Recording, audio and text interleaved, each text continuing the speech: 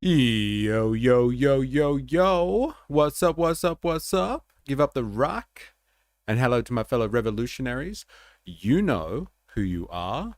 And welcome to today's live stream. It is Thursday, the 18th of December. That's right, we are getting closer and closer to the end of the year, ladies and gentlemen. What a year it has been for all you working people out there, producing value, usually for somebody else. You've been tirelessly slaving away under the wage work system.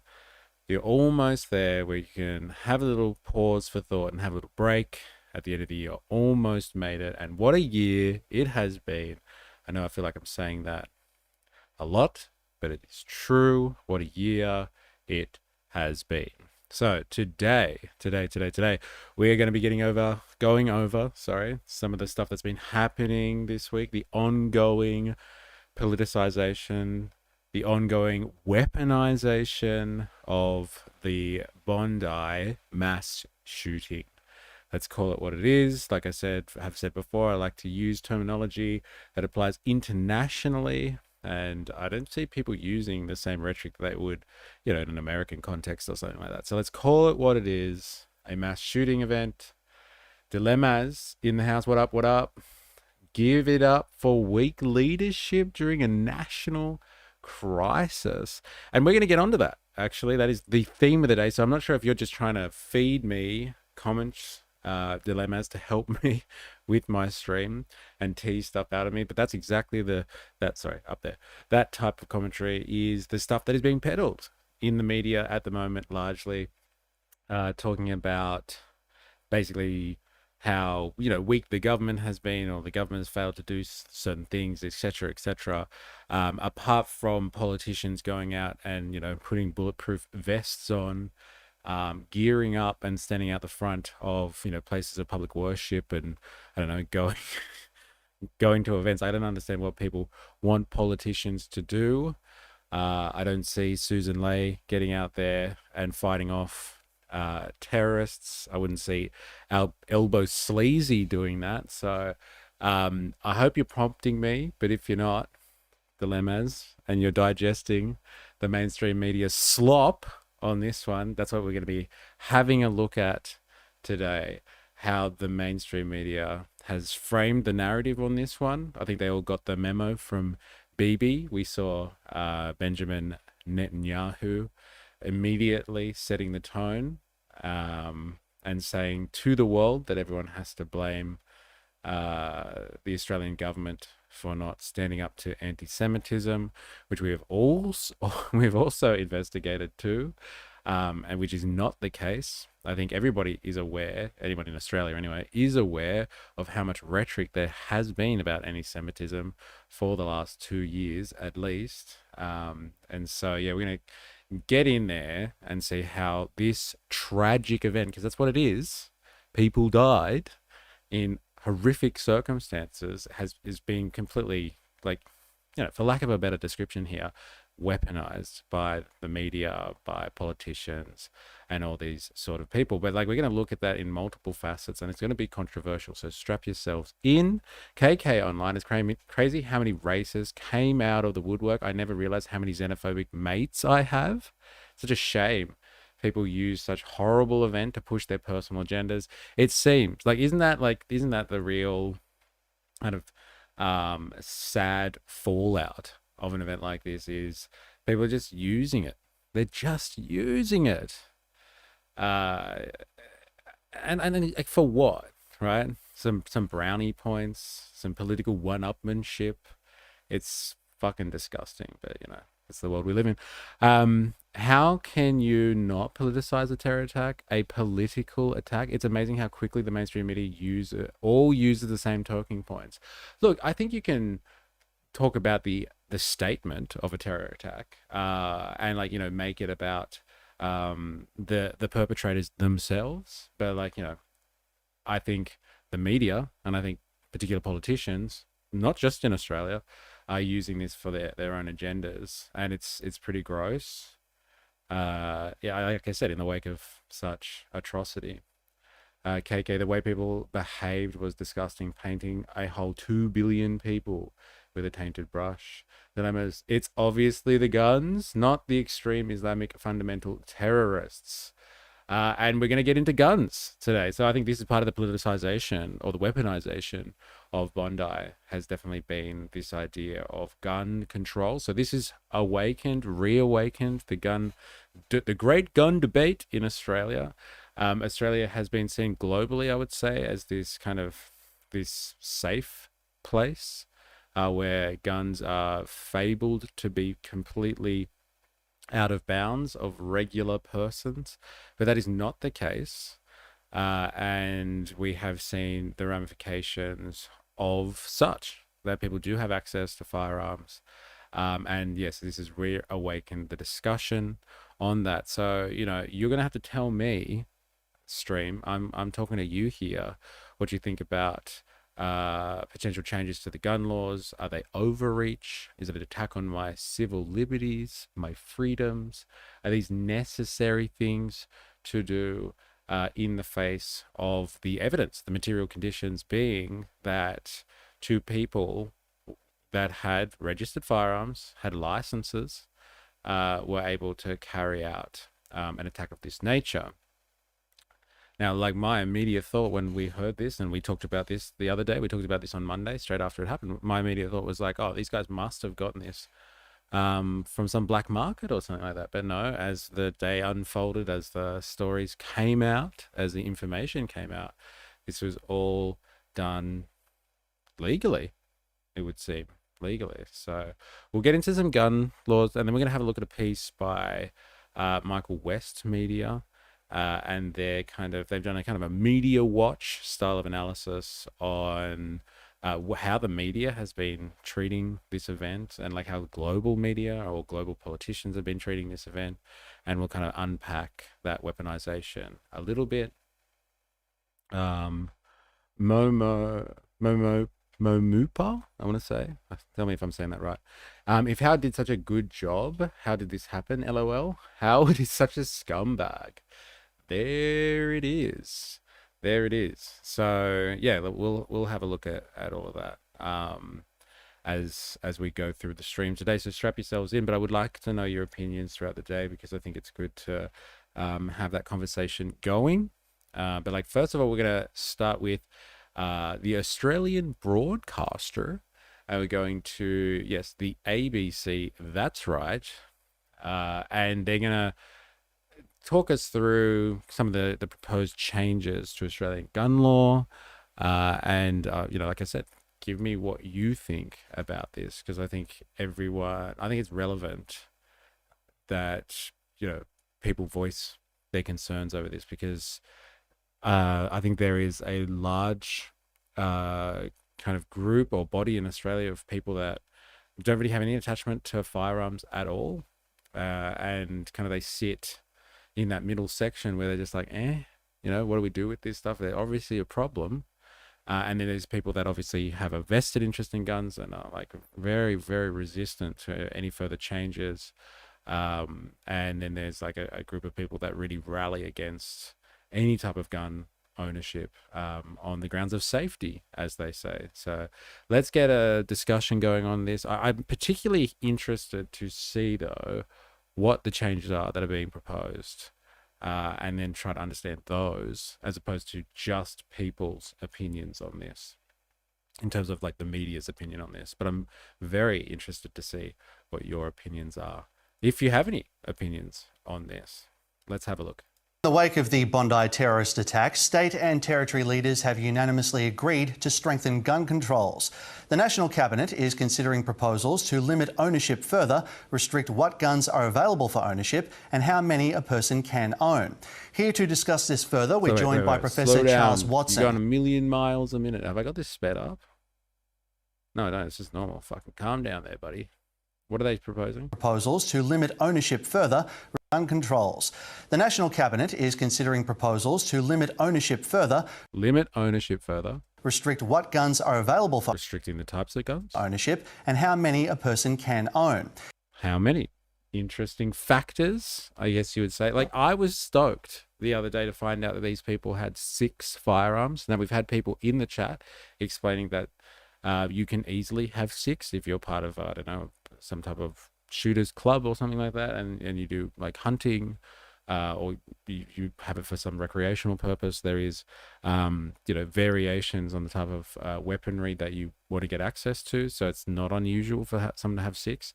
Layman over here that doesn't have access to weapons would have thought that 6 was well beyond what an individual would need. But, again, speaking from a position of ignorance there. So let's see.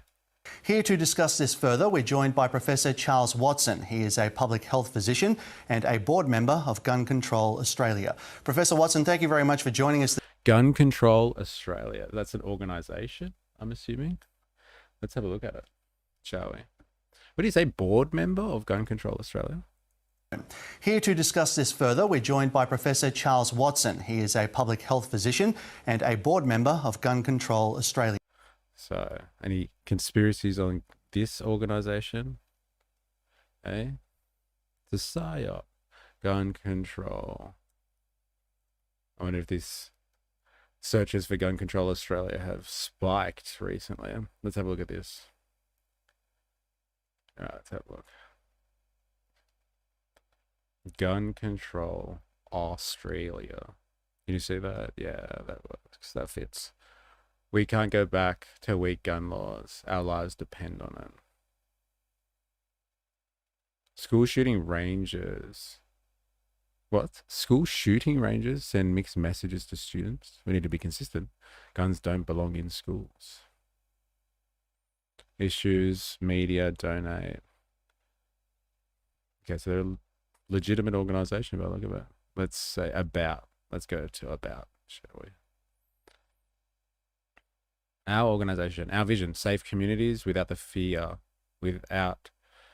safe communities living without fear of gun violence. Organization, we are a representative body for the majority of Australians who support uniform, effective and sensible firearm regulation.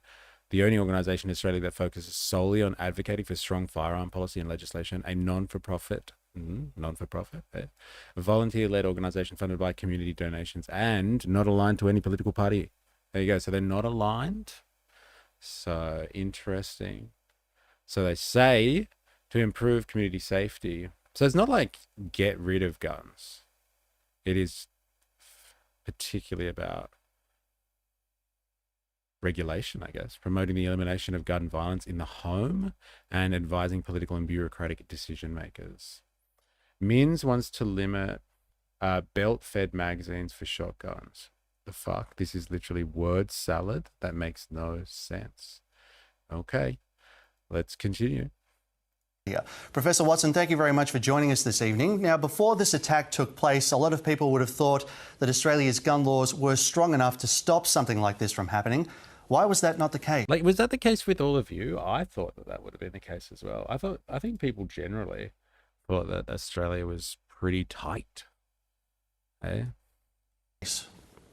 Well, the fact was a lot of good things were done after the Port Arthur massacre in 1996, but it was a bit of a rush and some mistakes were made. And following that, not all the states and territories did all that they should have done about installing the separate components. And we saw the rise of political shooters parties in some of the states, which further impaired all of that. So, in other words, there was still quite a lot of work to be done. Interesting. I didn't know that's why they came to fruition or existed, let's say.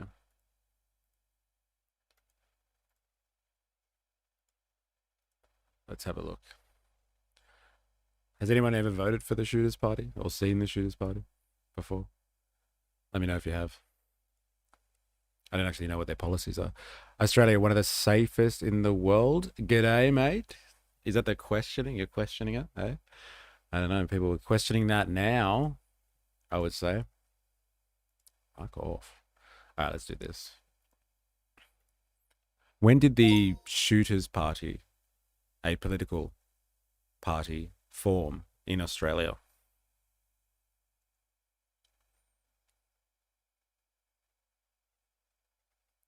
was originally established in New South Wales, primarily to represent the political interests of licensed firearm owners and shooting sport enthusiasts. Over time, it broadened. And in 2016, it officially changed its name to Shooters, Fishers and Farmers Party, reflecting a wider focus on regional, rural and agricultural issues. It emerged in the early 1990s.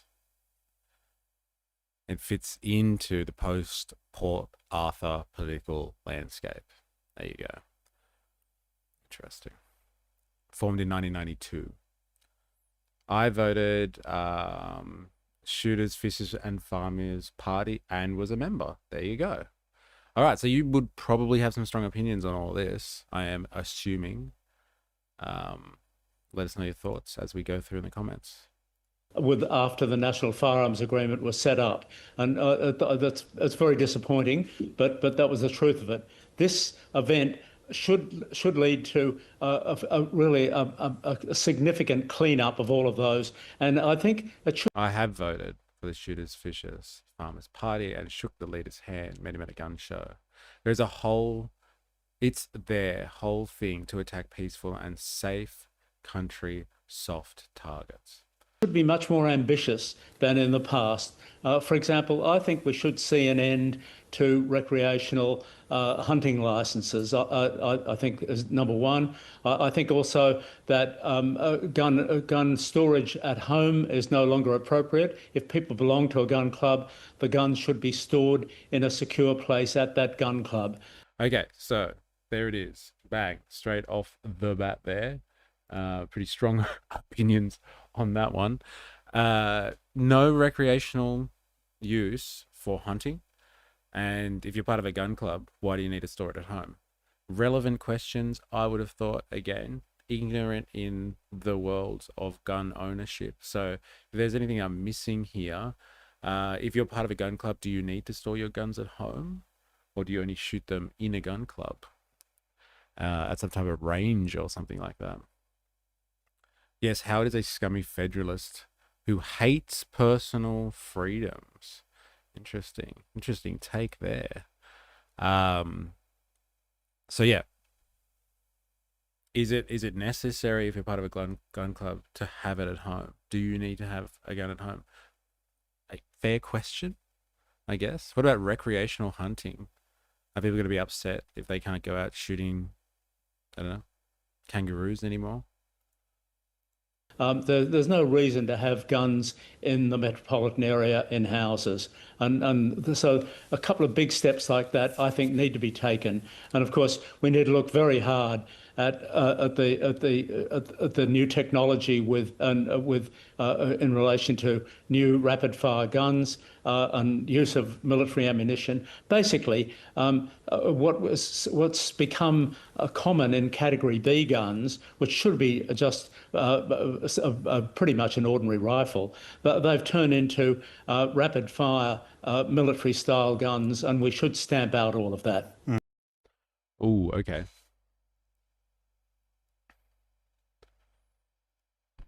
What are the different categories of guns in Australia?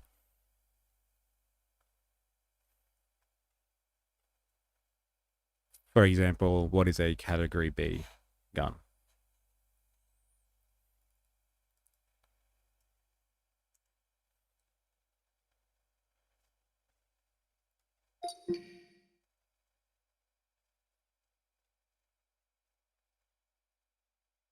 People complaining about Muslims with a broad brush because of the bad ones, it's no different to painting all gun owners with a broad brush because of the bad ones. Interesting take there. Have you heard that somewhere, or is this your own line of argumentation there, dilemmas? Guns only belong on farms and gun ranges. I now live in Little Proud's electorate, high gun ownership out here, and he won't be popular to change laws. 1996 NFA also increased One Nation's primary vote. This guy knows nothing. Military ammo, LOL. What if I want to clean my rifle? What if I want to try out ergonomics of certain grips? What if I want to dry fire it? Train my manual of arms to make me a safer shooter. I'm on Smoko, so I'll give you my thoughts quickly. Yeah, fair enough. Category A, lowest restriction. Hunting pest control sports includes air rifles, rim fire rifles, single shot or bolt action rifle, break action shotguns, single or double barrel. Category B includes center fire bolt action rifle, lever action rifles, black powder muzzle loading firearms. Requires a genuine reason, primary production, hunting club membership. Self-defense is not a valid reason. Category C, highly restricted. Semi-automatic rimfire rifles, semi-automatic shotguns, pump action in most states. Category D, generally prohibited. Semi-automatic center fire rifles, high-capacity semi-automatic shotguns, firearms designed for rapid fire. So is it category C that these guys had? I've heard people talking about semi-automatic shotguns being used, but I'm not sure when you hear people in the media talk if they have the right classifications or not. Category H, handguns, includes pistols and revolvers. Member of an approved pistol club, strict caliber barrel length and magazine limits, long probation periods, cannot be carried for personal protection. And then category E, F, and G are non-civilian. Interesting.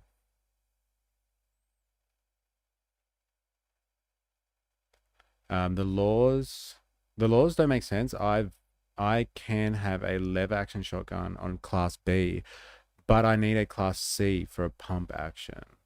How it failed. There are lots of illegal gun banning. Illegal guns, banning them won't change anything. Look at France, where they ran over 90 people with a truck. The fact is changing. Gun laws won't stop anything. Only targets the law abiding. There we go. Interesting. No, they had category A, I believe. What, they had a single shot, no, bolt action rifle and break action shotgun. Okay, fair enough. They had A and B. Use straight pull rifle, maybe 308 or 223, and I think a push button release or lever release shotgun available under A and B license. Okay, fair enough. Professor, you touched on a few different things there. I'd like to go through the government's exploration of several changes to Australia's gun laws. Firstly, a national firearms register is being accelerated. It was expected to be in place by 2028, despite being in the pipeline for some time. Why was there such a huge delay? I honestly don't know, Manny. I mean, these things do have bureaucratic and technical complexities, but it's not mind-boggling. And I've been following the National Register thing for a couple of years now, and it has been very slow. This should jolly all of that along, and we should get it very, very quickly. I mean, it's just ridiculous. People are opposed to this, like Momupa, I hope I'm saying that right. Momupa dilemmas. Like, is anyone opposed to having a national registry? It seems that the Australian government is proposing. It seems the federal government is proposing a national firearms registry. Can you very briefly explain what the current situation is and what the intention behind creating a national registry is?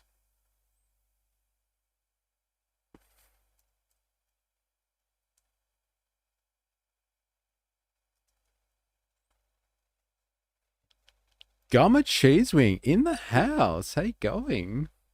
Look at you coming to streams these days. I hope you're well. Hey. Shinzo Abe was killed with a homemade shotgun. Banning all guns is stupid. Register type only works when ASIO does their job or they aren't kicked out of the national cabinet meetings. Be the farmers, lobbyists, and gun lobbyists holding good gun laws. because guns are a state issue. And so, like, do you have so you have an objection to it being a federal level issue then? I'm assuming that's why you've said yes with an exclamation mark. Got it.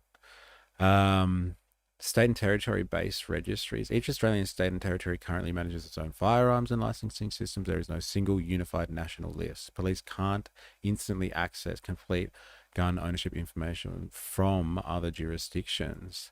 And many systems are outdated, even partly paper based. Hey, don't worry, we can get Palantir in here and they can coordinate everybody's information on this one. Hey, that's all we need. We need some good old surveillance capitalism.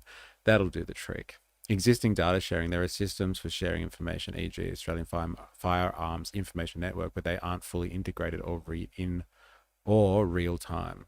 What's that from? That's a CIFA statement. Okay, the intention behind the National Firearms Register, centralized database. It's about database. So, like, would ASIO do a better job if they had centralized bases, a centralized database, so they could look up people straight away as opposed to having to go through different jurisdictions and jurisdictions that don't talk to each other? You know, it's a fair question. It's a fair question. Yes, because states should go their own way. That's why you're anti-federalist. I think you said that before, right? Aussie made mate. Come on. I think there's a German merchant of death who has a book on 3D printed stuff. It's all in German, and I also have no use for it. Interesting. Anyway, Smoko is over. Love your work. Good to discuss these issues. Good luck. I don't know if you're still listening afterwards and you can't interact, but if you're going back to work and not able to listen anymore, good luck at work. It seems like that's what this is about. Pretty wild, like this info is on YouTube. Yeah. Okay. Improve safety and enforcement. Better tracking and information sharing intended to help law enforcement assess risk, trace firearms nationally, verify licenses quickly.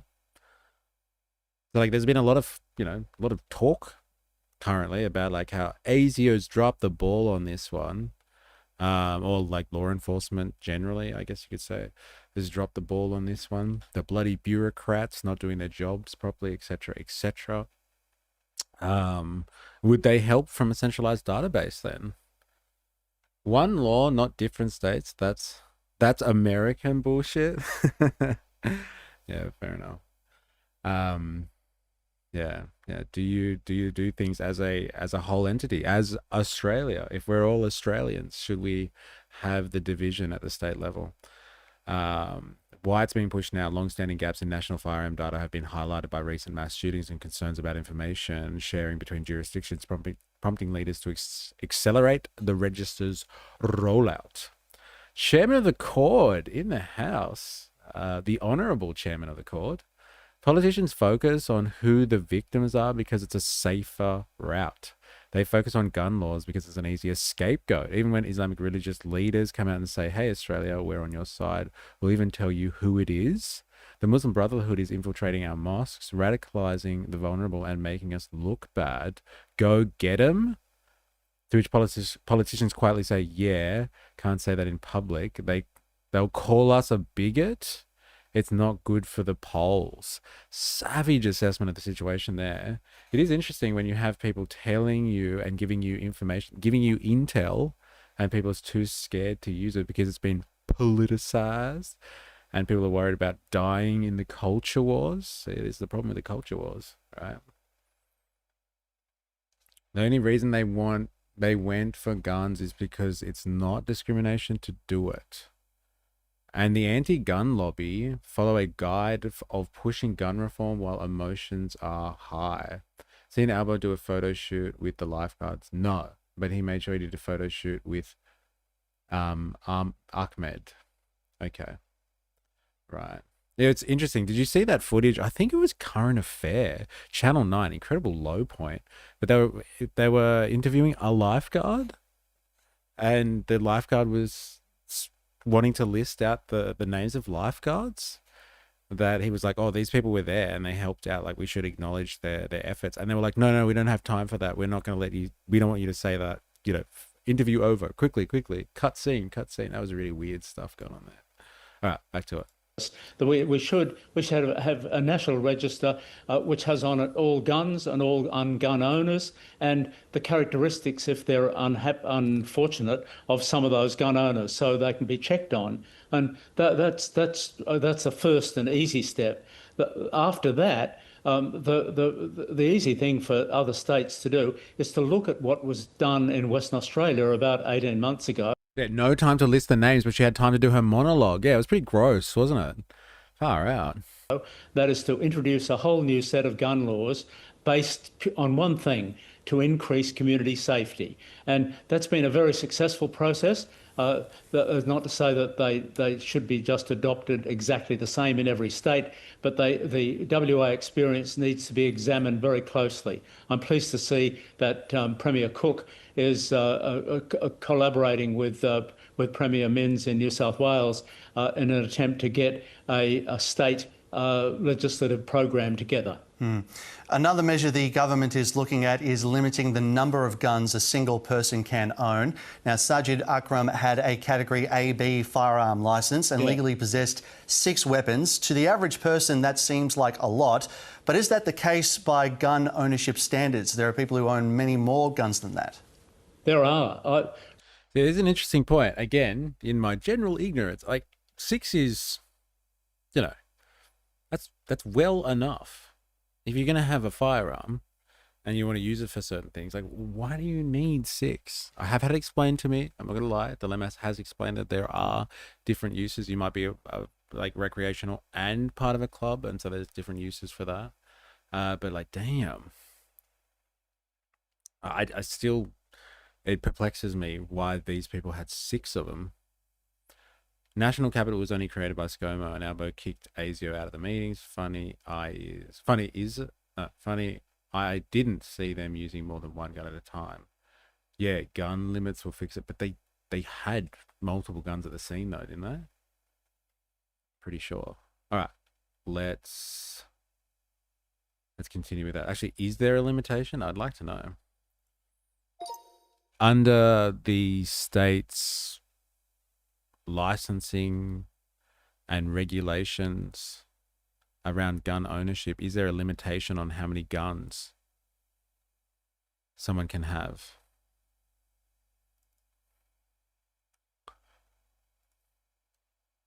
Very brief response, please.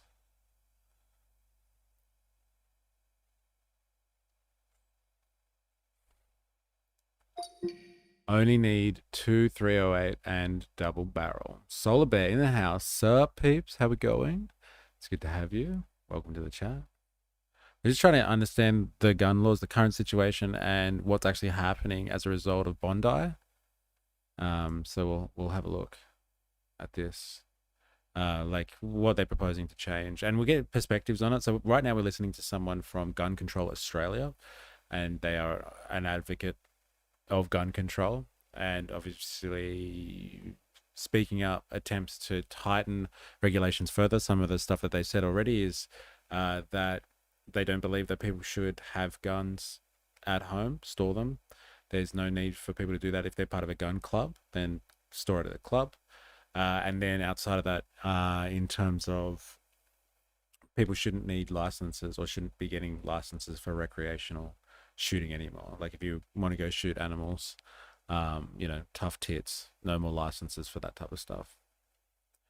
Online history of some of those murdered. Reap what you sow. Yeah, interesting. I'm assuming you're talking about some of the people that may have had certain opinions on the genocide in Gaza, and some of the stuff that they've actually said and actions that they've taken themselves in relation to the state of Israel's actions. I'm assuming that's what you're referencing there. There is, very briefly, there is no fixed numerical cap on how many firearms a person can own in most Australian states, but every firearm must be individually justified and approved. There you go. State Difference is important. New South Wales, Victoria, no set limit, but scrutiny increases as numbers rise. Queensland, South Australia, similar approach, justification per firearm. WA, historically stricter, sometimes treating additional firearms as exceptional need. Tasmania, more permissive, still no cap. No cap. No cap. Yo, yo, yo, 4AS in the house, technically in a meeting because work loves 11 a.m. meetings at the moment. We'll check in later. Technically, I love that's the best language. Technically in a meeting. But let's not worry about that. Good luck to you. Hope you service capital well for yourself, not for capital. All right, let's do this. Back to it. Anyone think there should be a cap? Or is that a breach in people's freedoms? Anyone? Anyone? No? I should have 1,000. Let's see. Gun ownership standards. There are people who own many more guns than that. There are. A couple of years ago, I remember there was a guy identified in New South Wales who had 220 guns, and he got a licence for the first one, and he put the same reason up for the licence for the subsequent 214 guns. Wait, and he whoa, put slow the down. who had In New 220 South Wales? guns, and he got a licence for the first one, and he put the same reason up for the licence for the subsequent 214 guns. Just completely and utterly ridiculous. And All right, so like this is obviously, I'm assuming he's using an extreme example here to paint a picture, but does anyone have a thought on that one? Hey, should you have 220 guns? How many arms you got? Anyone have a thought on that one? Is 220 pushing the limit? Is that reasonable? And the licensing authorities and the police need to really jump onto all of this and look at seriously what their response. Collecting guns is a thing. So like 200, like yeah, absolutely. Who took my line? Who is that? Hey, MDLC, GTF, capitalism, baby. Someone stole my line. That's so good. That like yeah, why do you need 220 guns? Hey? Because there is a market for it. That's what I put that down to. Are you following the law to a letter? Yes. Then it doesn't matter. You can only use one at a time. Fair enough. Fair enough. So I'm assuming by this logic then, Dilemmas, you're saying 220, whatever, 1,000, who cares? Fill your house with guns. Actually make your house out of guns. It doesn't matter, baby. You can only use one at a time. Responsibility is in licensing. In WA, it's been decided that licenses will not be for life. They'll have to be renewed, just like car licenses have to be renewed. In occupations which have dangers, that's the same thing. You need renewal, and in most cases, a doctor. Whoa. So, like, if you get a firearms license, it's for life. You don't actually have to renew it. Like, you know, you have to renew your license every 5, 10 years or whatever you buy it for. Dot points on a state-by-state basis. Once you get a firearms license, is it for life? Or do you have to continue to get your license reissued?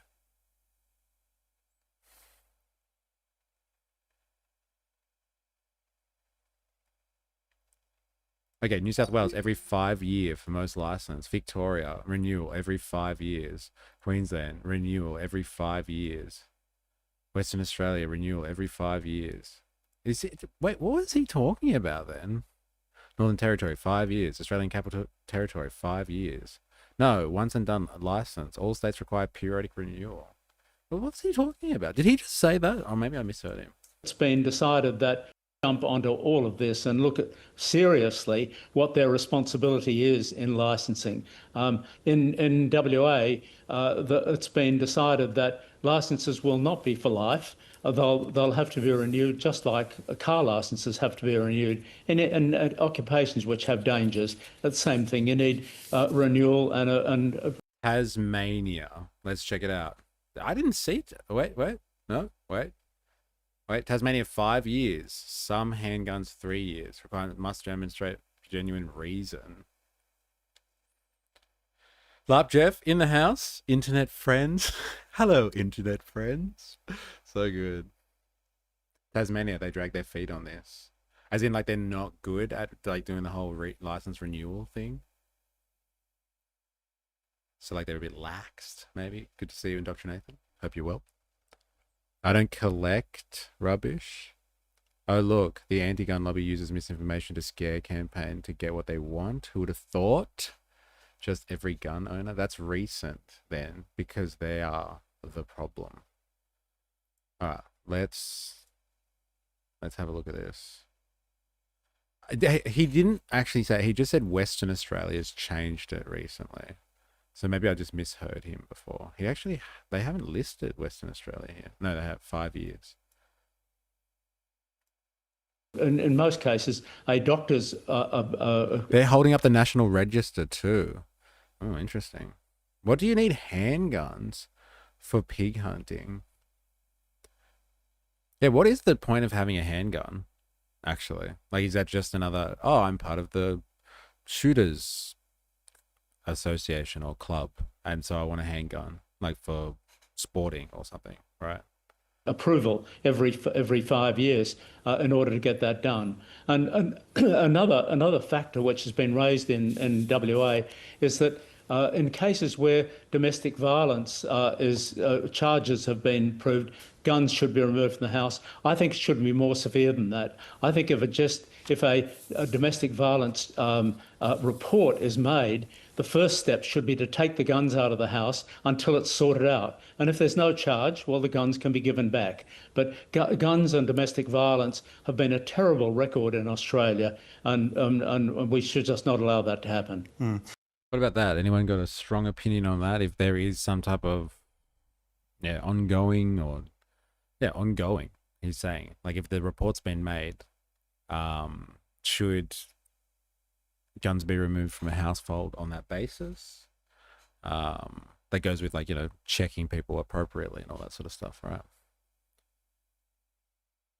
Handguns are like jewelry in America.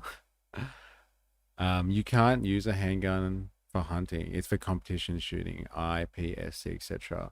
People's right to have, people's right to have a hobby. Right, got it. Professor, you mentioned this a bit earlier. Now, the government says it will also look at further restricting the types of weapons that are legal. The rifles used in this attack appear to be bolt action. Obtaining an automatic or a semi-automatic weapon requires a higher category of licence. But how much has the gun market evolved in recent years that blurs that line between your traditional rifle and an automatic rifle?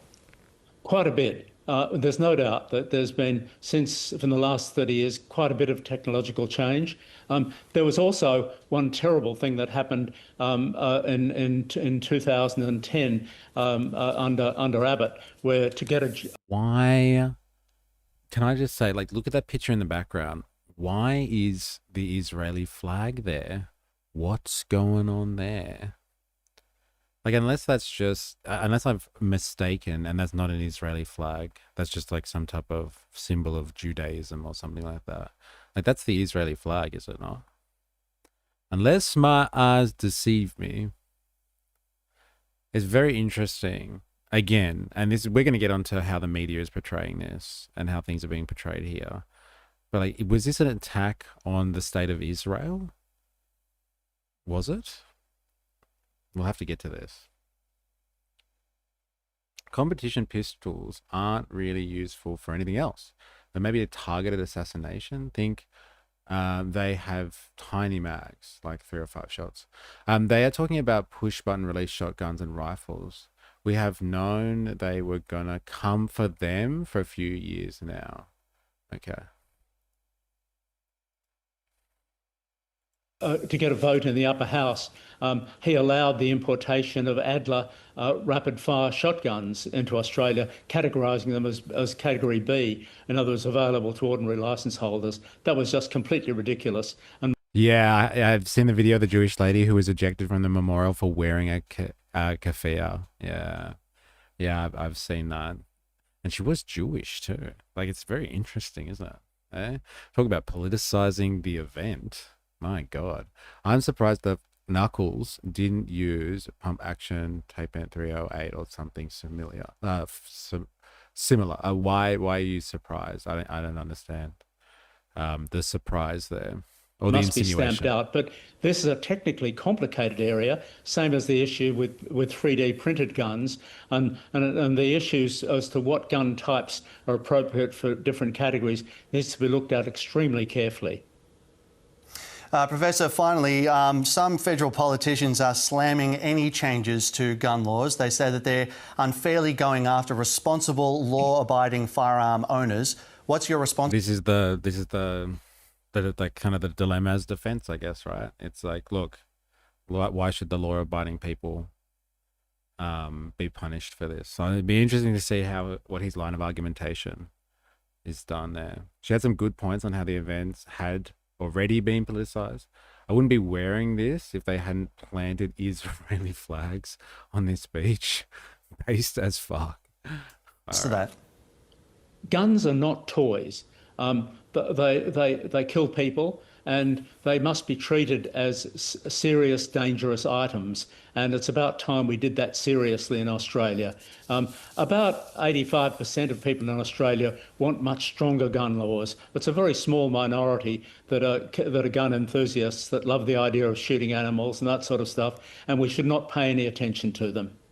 Ooh, savage takedown there.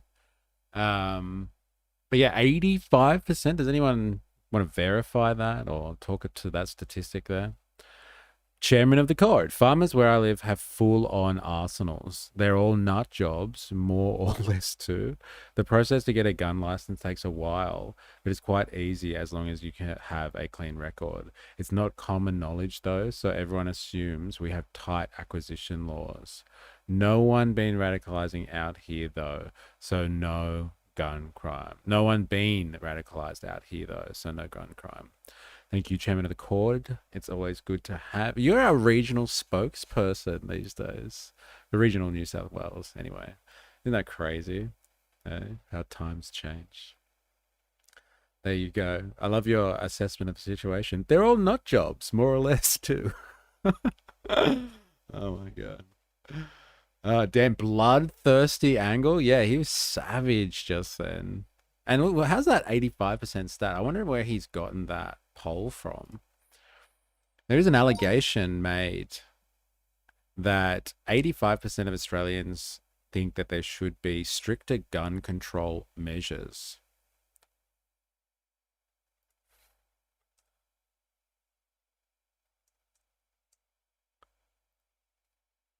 By a board member of Gun Control Australia. Could you verify where he would have gotten this statistic from?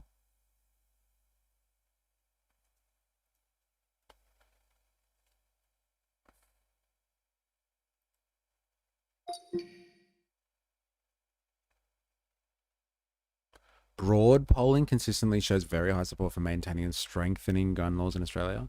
One widely cited stat from Wikipedia. Oh my god. So it's polling around 85 to 90% of Australians want some stricter gun restrictions. What's this? From the Australian Institute. The latest national poll by the Australian Institute found that 70% think gun laws should be made harder to access a gun. 64% thinks Australia's gun laws should be strengthened. Only 6% think it should be loosened. This is from the Australian Institute. 6%. So if you like the Australian Institute, that's up to you to determine. But like that's 6%. Like when he describes these the people that think it should be loosened as a small minority, according to this poll here. Anyway, that is a very small percentage, I guess. You got to be handy with the steel, if you know what I mean. I'm scared of a meth head with a gun. Yes. Yeah, I guess. There's a couple of regional issues overlapping there. People are scared of things they don't understand. Interesting.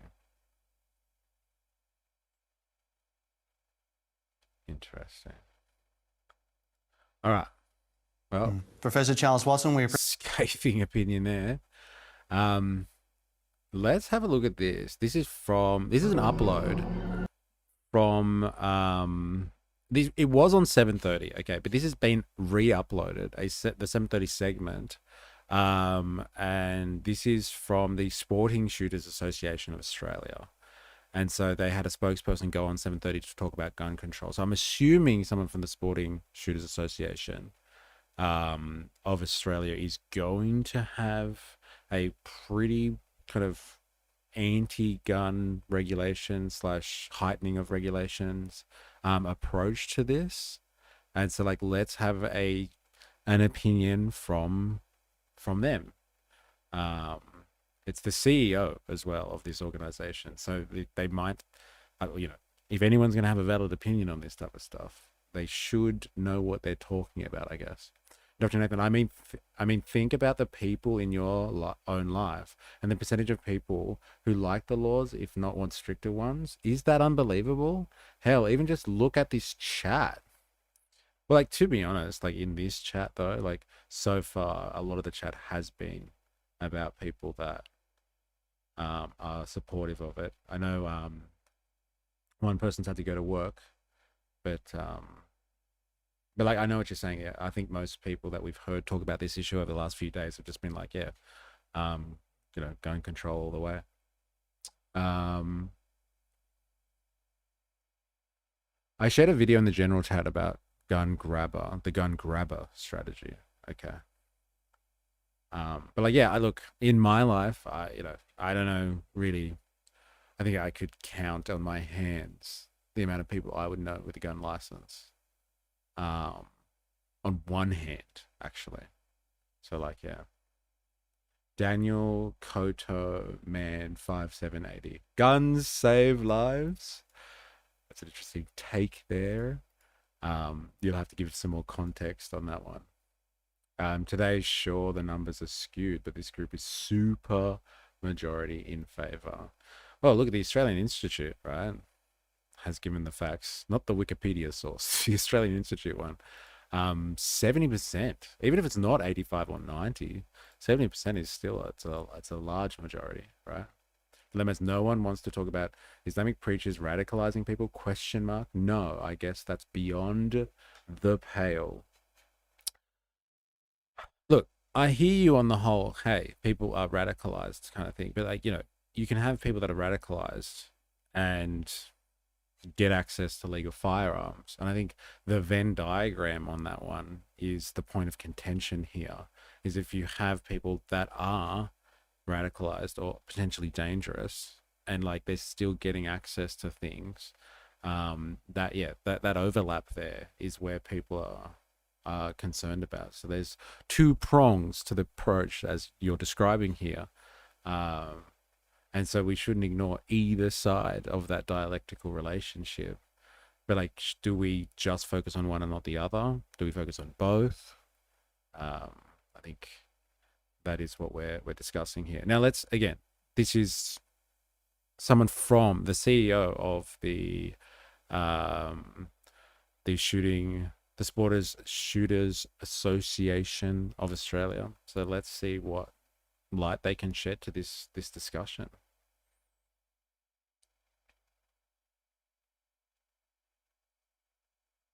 Oh, don't worry, it's safe for YouTube. Okay, I might have to check the general chat for that. They got radicalized in the Philippines, not Australia. Now, I'm not sure about that one, Tom Jones, because I have heard people discussing how this guy was associated with people that were put on a list in 2019, and he was going along to and receiving lectures from a particular preacher, I guess you would say, in Bankstown, I believe. And so this person or this group have been like kind of on the watch of ASIO, but like apparently they got training, and this is all alleged at this point, because they did go to the Philippines recently, and there is known terror cells operating in southern Philippines, and they train people. So like the assumption is they recently went to the Philippines. They obviously went there for some training. So they trained in the Philippines a week before they did the shooting. The son was radicalized well before. Just look at the 2019 when he got put on the watch list. then they approve the father's license. That's the thing. Like, I thought he wasn't actually being watched, but he was associated with people that were being watched. But like his name's is obviously on the radar, but he wasn't specifically pinned himself. So yeah, it's all, and again, like if you have kind of national registers and like single databases, I've worked in government for long enough to understand that, you know, government departments, even government departments within the same governmental structure don't even talk to each other. Their databases don't work. And so like, you know, there's things that go and fall through the cracks incredibly, because you have two departments within the same governmental structure not speaking to one another. So you can imagine how all of this bureaucratic stuff gets lost. Feels like there's a misconception in the chat as to what the gun laws are meant to do. No, they won't stop attacks and assassinations, but they make them harder to do so. It's all about friction, baby. Hey, I see the winking face and I hear you. Everybody likes a little bit of friction, eh? Come on, people, don't try and spin this. The facts are in plain sight. Which facts? Are we talking about two different things here? Like the gun laws, or you're talking about the radicalization? More legal owners, ... Less threat. All right, sorry, I'm going to let this guy speak. Let's have a listen. Australia's gun laws will be strengthened after the Prime Minister held an urgent National Cabinet meeting in the wake of the Bondi terror attack. But gun advocates argue it won't make Australia any safer. Alicia Thomas-Sam reports.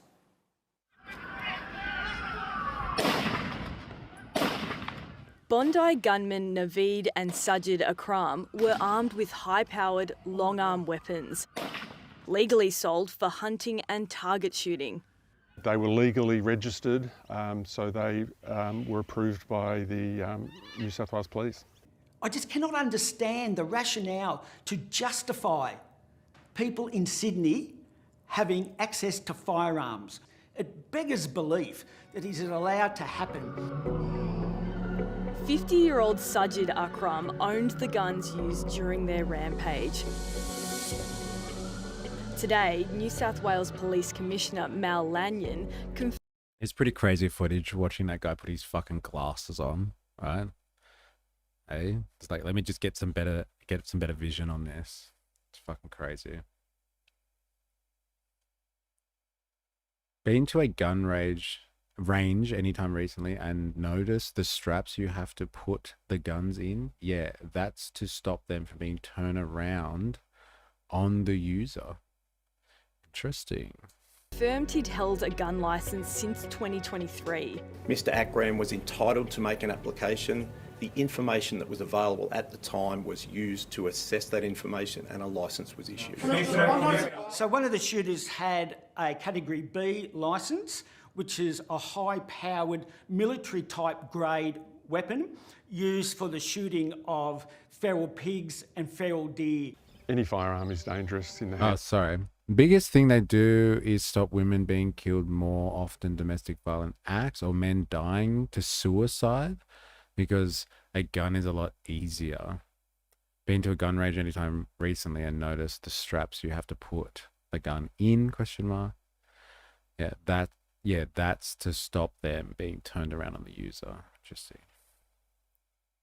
Hands of the wrong person. Yeah, puts glasses on, gets guns taken from him. I know, right? Yeah. Australia introduced tough gun laws in 1996 after 35 people were shot dead at Port Arthur in Tasmania. At the time, federal, state and territory governments agreed to ban semi-automatic rifles and introduced a buyback scheme which took 650,000 firearms out of circulation. There was an agreement very quickly put together by all the states and territories to agree to a minimum set of requirements for the use and possession of a firearm. That covered a whole range of things from licensing to possession to storage, sale, transfer, a whole range of areas, and they set minimum requirements. All the states and territories agreed to that. But 3 decades on, and the number of guns in the community has risen. How is it military grade? Military grade uses at least a semi-auto with full auto capabilities. These are bloody lies. Okay.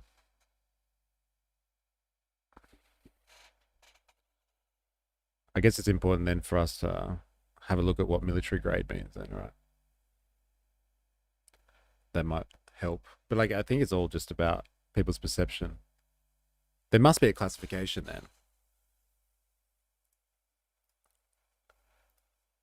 In New South Wales gun regulations, is there a definition for military grade?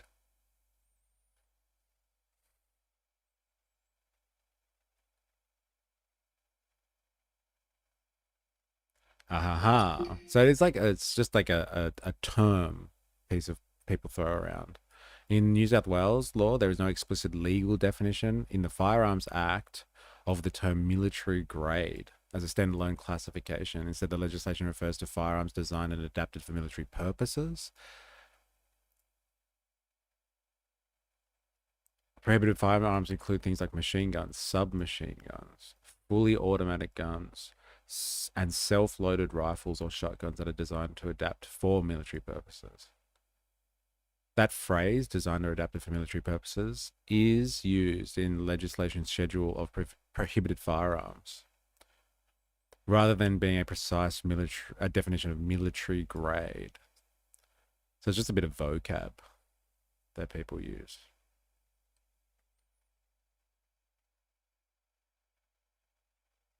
All right, let's do this. Risen to more than 4 million. Last night, every state and territory agreed to tighten gun laws even further. And I'm determined to bring in the toughest gun laws in Australia, and they'll be significantly tightened in New South Wales. I very much look forward to working with Premier Minns, the Prime Minister and other premiers as we explore what we can do to continue to tighten firearm laws in Western Australia. Victoria will be working with other jurisdictions to move at the earliest possible moment to bring about any changes to the laws here that will be done in concert nationally. Sajid Akram legally owned 6 firearms under the terms of his licence. Following last night's National Cabinet meeting, each state and territory is now considering a cap on the number of firearms held by any individual. Also limiting ongoing firearms licences and the types of guns that are legal. We think it can go a lot further. We think there should be a review of the genuine need and the genuine reason to have a firearm. We think that there should be a review around children using firearms. In some states and territories, children as young as 12 can apply for a junior firearms permit to legally shoot. Gun safety advocate Stephen Bendel believes this is unacceptable. The National Firearms Agreement says that no one under the age of 18 should have a licence to use a firearm. Every jurisdiction has a workaround by giving children permits. So right now, today, a 13-year-old is not allowed to use Facebook, but they can legally use a firearm under the supervision of a legal firearm owner. In March, Western Australia introduced the strictest gun laws in the country. Lever release and button release firearms, which are designed to fire repeated shots more quickly, are banned, and hunting licence holders are limited to owning 5 firearms. I think the way Western Australian laws work, we should be proud that these laws do exist here. So in this particular instance, perhaps that could not have occurred here. Well, I don't think you can say that. I just don't think you can say that because Western Australians are as vulnerable to radicalisation as New South Welshmen. Tom Kenyon is the Chief Executive Officer of the Sporting Shooters Association of Australia. He argues restricting gun ownership won't prevent acts of terror. Over the last 10 years, people have used trucks, they've used cars, they've used explosives, they've used knives, they've used illegal firearms, they've used legal firearms in the commission of these terror attacks. The problem is not the weapon, the problem is the radicalisation of the individual. In 2019, there's the thing, right? There is a dialectical thing going on. There's 2 elements. There's the radicalisation. So this person's talking about that. We've been speaking about it in the chat. above me. And, you know, that's an element, but the other element is then what do they have access to? And so, like, I think the two are related. There is a tension going on there that you can't kind of disassociate with one another. You can't just say, oh, it's radicalization. You can't just say, oh, it's just gun control. I think to say that those things are mutually exclusive, I think it's just an error in an assessment of the situation. Australia's domestic intelligence agency, ASIO, examined gunman Naveed Akram's ties to a Sydney-based Islamic State terrorism cell. And that information wasn't communicated in an effective way to New South Wales Police, it appears.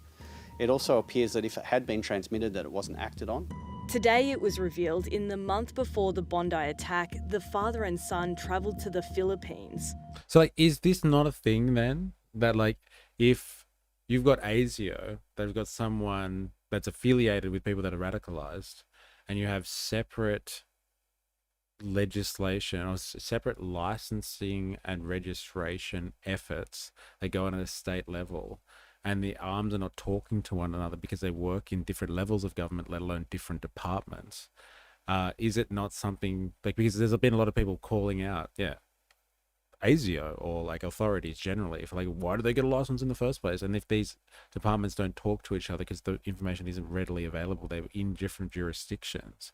And again, everyone thinks that there's, like, you know, governments just share information with each other, or authorities share information with each other. They're actually quite protected in the information that they share, in my experience. And, like, they don't easily hand things out, or in order to do so, you have to file so much paperwork to get something done. It's just so much red tape. Like, it just doesn't work efficiently like that. Would not having a national register assist in these cases? The question goes begging. Well, like, yeah, it's almost like the government is the problem, but, like, the systems are the problem. It's not, they don't speak to one another. And I can definitely attest to that in my experience. Systems do not speak to each other effectively. What if that person doesn't know that they're being investigated? Should they ruin their investigation by letting them know because they took their guns? What if that person doesn't know they're being investigated? Should they ruin their investigation by letting them know because they took their guns? What if they were innocent? So you're saying, like, if you get rejected for your license, then that might raise the suspicion that you are being investigated, and that would compromise an investigation. So then just let them have a gun? Is that what you said? Is that what you're suggesting? Like, because that would compromise the investigation, just give them a gun anyway. That's what you're suggesting? Just let them have a gun? Oh, okay, fair enough. Interesting take there. What if they're innocent? Fair enough. What if they are innocent? Guess, do we just roll the dice on that one? Let's just give them guns. If they already had guns, which they did. So this guy, Daddy, Papa, got the guns before he was associated with people in 2019. Australia is a peaceful country, bro. Soft target. Absolutely disgusting. We can't even import paintball guns from the US. Yes. This guy got his guns before this guy was radicalized. Got it. Even though some of us are fully licensed and also serving ADF. Yes, before he was investigated. Got it. The fact that these two allegedly travelled to the Philippines, quite possibly for some form of training, and then returned without that causing raising any eyebrows or causing any communication between the federal and state governments, is also an issue. The number of rifles they had is meaningless in compared to that. Even if one firearm is removed from society, that is one less that we have to worry about. More than 100 shots were fired at Bondi. In most states and territories, there is no limit on how much ammunition a gun owner can buy. So the restrictions certainly in the Sydney metropolitan area. Regional and rural might be different because they need it for the culling of feral animals, but certainly in the Sydney metropolitan area, there should well be restrictions on access to ammunition. Ammunition limits are a really tricky thing, and the amount of ammunition you have is not necessarily indicative of any intention that you might use it for. Fair enough. So there you go. Holding ammunition is not indicative of intent to do anything. It's just being a good consumer. Hey, somebody's already used my line, so I'm not going to say it again. But like, you know, being a consumer is a good thing, especially in a market society. Hey? All right. So that's all I wanted to cover on the gun part of it. Now I want to move to really how the media is weaponizing Bondi. And like I borrowed my rhetoric from the video itself. I've like been able to watch 14th of December, a bit of it. I haven't watched the whole thing, so I wanted to watch with all of you so we can kind of get this story down. But this is from Michael West Media, and it's titled "How the Media is Weaponizing the Bondi Terror Attack," and it goes through. It's kind of like a media watch kind of presentation, I guess you would say, that it analyzes kind of how the media has been framing a narrative and what they've been choosing to focus on, which I think we can all kind of agree on, has been rather distasteful in some circumstances. We were talking before about how, you know, they interview people, and there was that guy that just wanted to list and acknowledge the hard work of the lifeguards, and that obviously wasn't on script for Current Affair at that time, and they didn't want to acknowledge the hard work and the efforts of lifeguards on the day. So there's some weird control of the conversation, some weird manufacturing consent stuff going on here, and it all seems to be like, you know, call me a tinfoil hat conspiracist theorist here, but like, you know, it all stems really from, or it seems to be crafted in the shape of what, you know, BB had said just after the event. Netanyahu came out straight away and was like, I warned the Australian government, and this is what happens when you don't heed my warnings. And the Australian government is to blame. Albanese, elbow sleazy is to blame for this. And there's been a sharp narrative built around that structure. So BB Netanyahu sent out the memo and everyone's falling in line. And so, like, you know, in the democratic world, we like to believe that our nations have sovereignty, and we like to believe they are not influenced by foreign governments. But when you have something so blatant like that, when we have foreign leaders that are calling out and like meddling in our politics, and the media seems to be using similar story structure, it is fucking concerning. It is very, very weird, I must say. I don't need a gun or want one. Some brave people we don't even know about on that day. All right, let's have a listen, and we'll discuss as we go. Far middle. True, Boris Gurman isn't talked about enough. You'll have to give us some context there, please. Far middle, that would be nice. All right, let's do this. So on the 14th of December at around 7 o'clock at a Bondi beach, 2 gunmen opened fire on a Jewish Hanukkah event in Australia. In events that shocked the world and the rest of the nation, this is the second worst mass shooting we've had in this country since 1996. Interesting choice of language there. A Jewish Hanukkah event as opposed to a Christian one or a Buddhist one. Now, the media's reaction is unfortunately expected. It is our job as journalists to distill the information and present it to the audience as clear as possible. We're not meant to be chasing headlines. We're not meant to be chasing clickbait. We have a responsibility to ensure the public that the information that is given is as accurate and correct as possible. Unfortunately... Oh, is that the guy in the pink shirt? Boris Gurman. Is that the name? Apparently he got shot. And then his wife got shot just after that. If we're talking about the same person, is that the one you can see on the dash cam footage as they're going past, and he sees them with a gun and tries to get the gun out? They topple onto the floor and then he gets shot. Yeah. They're not talking as much about old Boris, Yeah, that's incredible.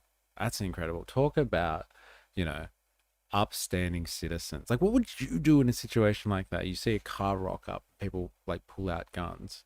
Your initial reaction, you're Boris, your reaction is like, holy shit, this is going down. I'm going to try and disarm this person. Fuck. Right? Damn. Dilemmas. Imagine if Boris was armed himself. Yes. Yep. Interesting. Interesting. So your policy dilemmas, just so I'm aware, or your position on this one is just like, look, we've had mass shooting events. We understand what's going on here. Then like everybody needs to start walking around with a gun, basically. Everyone should be strapped just in case this ever happens again. Like you would leave your house with, I don't know, ID or your phone or something. Make sure you got your gun just in case you ever come across this, right? Notice how everyone's saying a Jewish festival, not an Israeli festival. So why is BB talking? Yeah, why are people deferring to other countries and their political leaders on this one? It's funny, isn't it? Yup, the brave couple, bro. Yeah, and the wife as well. Gunned down afterwards. So crazy. Boris probably would have died still if he had a gun. All right.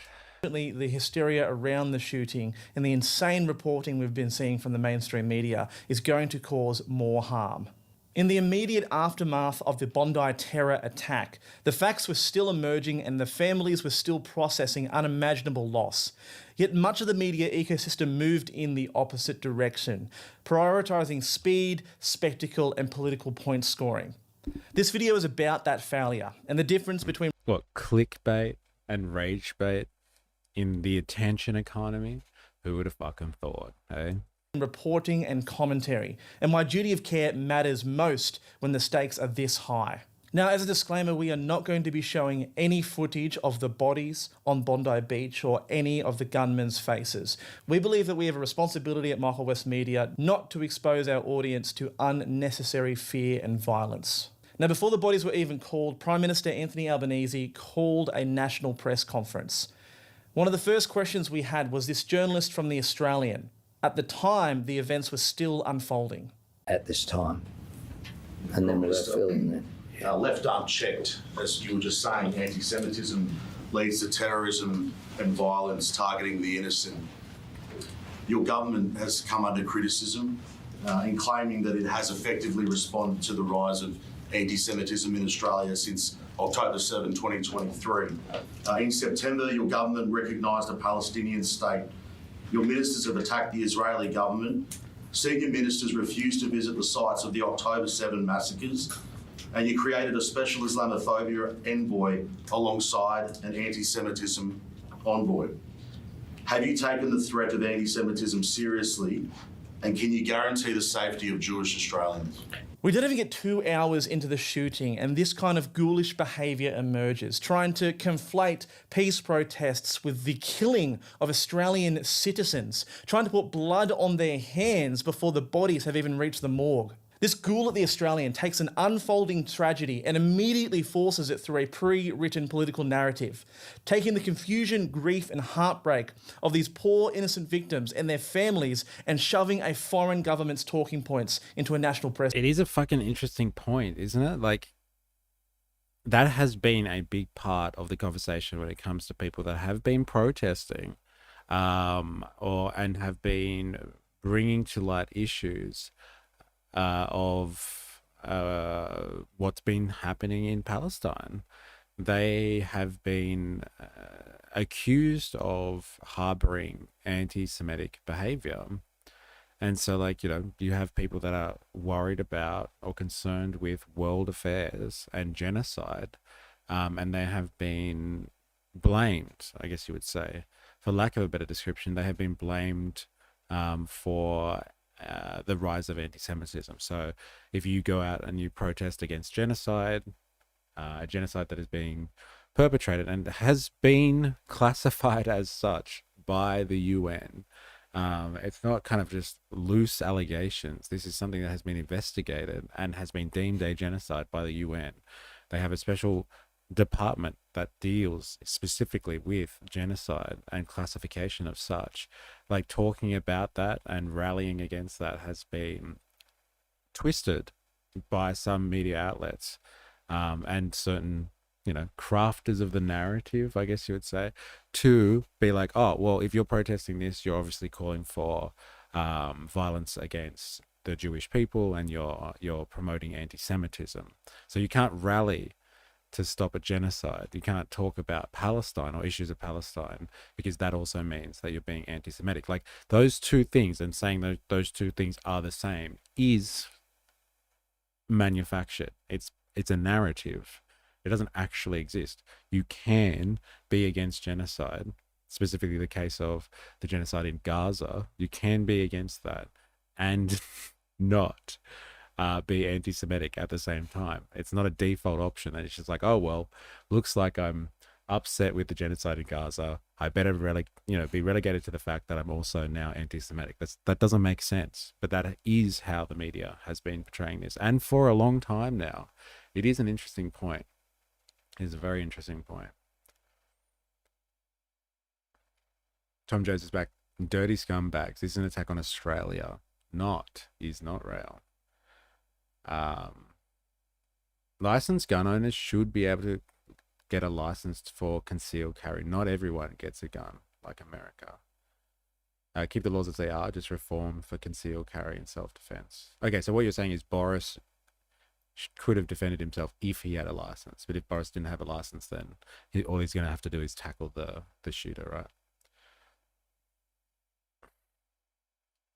Christchurch, you blame the shooter, just like Bondi, not the gun laws. I don't know, man. I think the response, wasn't it after Christchurch, was they tried to restrict the type of weapons that people were getting access to. Cubic Cube. Imagine if someone had a gun to stop it. I don't know. There was an innocent guy who walked up to the bridge after the shooter was shot. He got beaten by others who thought he was involved. Oh, damn. That is pretty scary. Yeah. Imagine being like targeted by association. Oh, you were one of the shooters, right? No, I wasn't, I swear. Bang, bang. Yeah, that's an interesting point. I didn't know about that. I haven't heard that story. Has anyone else heard this story about someone who was beaten up because people had mistaken them for being associated? I don't blame every Australian for what one white supremacist that went to Christchurch. It's pretty clear the police will not respond in time to save lives, even when the police station is 4 minutes away. It's a separate conversation going on there. Sad part. Oh, this is ages ago. Sorry, Chairman of the Court.